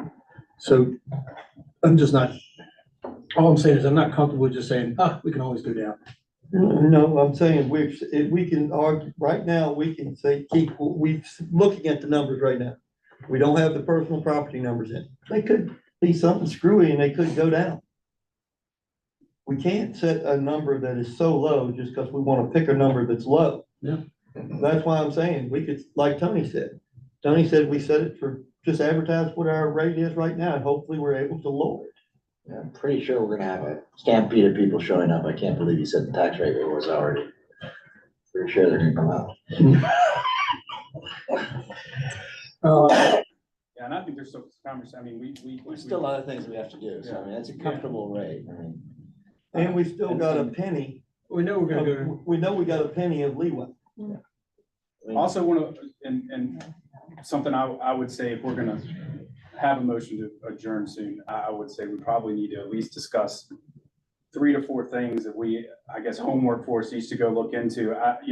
Right now, not saying it wouldn't be something I support, but right now we have a full health insurance increase by the county. The option that Eric gave, and if I'm not mistaken, recommended, right? Only is almost $100,000 less. Yeah, those, we'll all horse trade that. Yeah. It was 60,000 less. I think his point is let's know. I'm not saying that we're set at anything. That doesn't change any of We're not this. set. This is like- I'm just saying, if this is pie in the sky, this is everything there. You advertise, Well, and it's this is for almost next everything week. there. It's Almost. I mean, there's some stuff still we haven't added. I think am I right in saying I don't think they're responding to what you're saying? However we leave, you're saying you think we all have some hope. Oh, yeah. Yeah, just some like 3 things that we can look in and say, okay, what do we want to do to, and I understand the goal next week would be to set the rate, but I mean, you know, That's the maximum rate. I understand. That's not setting the rate. The rate, Yeah. 9 times out of 10, well, It has to 10 be- times out of 11, or 9 times out of 10, it has not been Like, that. we can say the max rate right now, we don't have to discuss. It's that next 94 week. cents. That's fine. 84 cents. I'm just saying, we could say 94. 4 or 5. I'd We're have a mastering stroke. two conversations. Once we finish this conversation about where we end tonight, I think Hugh is saying no matter how we end, that we all How we have better 3 or 4 items that we should really pay attention to. Everybody's gonna have at least one thing. I've got one thing already I'm gonna talk about. Could save us $110,000. Well, let's talk about that now. No. Fire chief. Fire 'em. No, Oh, we don't, he's saying don't take it hire out him. of the budget. Hey, don't hire him. I said this 2 weeks ago. I talked about it. You know, but that's, I agree with exactly what you're saying. What I'm saying is, I can't see us going any higher than this.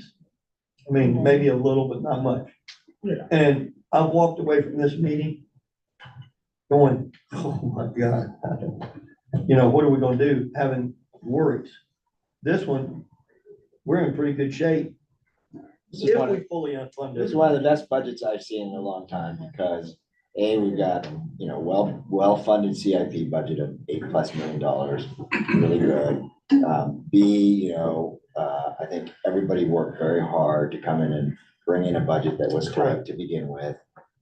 It's one of the lowest requests that we've seen from the schools. I mean, everybody's worked very hard. You know, county staff and administration has worked hard to, you know, work with everybody to get these numbers here.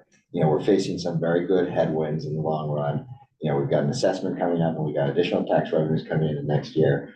You know, there's a very strong possibility we can lower the tax rate. Look at what the two of these 2+ have wanted, only months. 2.5 months. 2+ months. Yeah, I Oh, mean, Lord, this could be I a mean, great year. and for Mr. Fairchild, this might be a real bonus because he might actually get a 5-0 on the budget. I mean, you know, first Jim as a chair, 5-0 on the budget, just saying. I don't We've know, had you know, what? We've had what? 2 5-0s in 10 years? No, we haven't. We've had one. I know we had one. First year. No, Mr. Weaver voted one time because We did. we sat down and remember they horse traded. I horse trade with Mr. Weaver. I got a 5-0 out of it. Hey, It's more. I've got it written down somewhere. it's one. I know we had You all one. gave us the results recently. Yeah. Hey, I know we've had one 5-0 because they literally went back and We forth. had multiple 5-0s. We have multiple. I think it's We got like 2. 4 or 5-0s. No, it's more than that. Yeah. Yeah, 4 or Okay. 5-0s. I love him. But You sent us a it's not snapshot that, of it written I down. mean, 5-0 is not on us. That's on the work of the staff and the work. Oh, of the heck Oh, yeah. no, it's all. Dude, I'm telling you, coming into 2 weeks ago, I was going, oh my God. Actually, Eric's What are we 5-0. gonna do? Because I know this is not an assessment. like you. So we don't have that influence. No, we don't. So, and to be sitting here where we are and giving the raise and have the ability to cover the health insurance. Yeah. I mean, we may not be able to give the biggest raises, but we can tell people, you matter to us.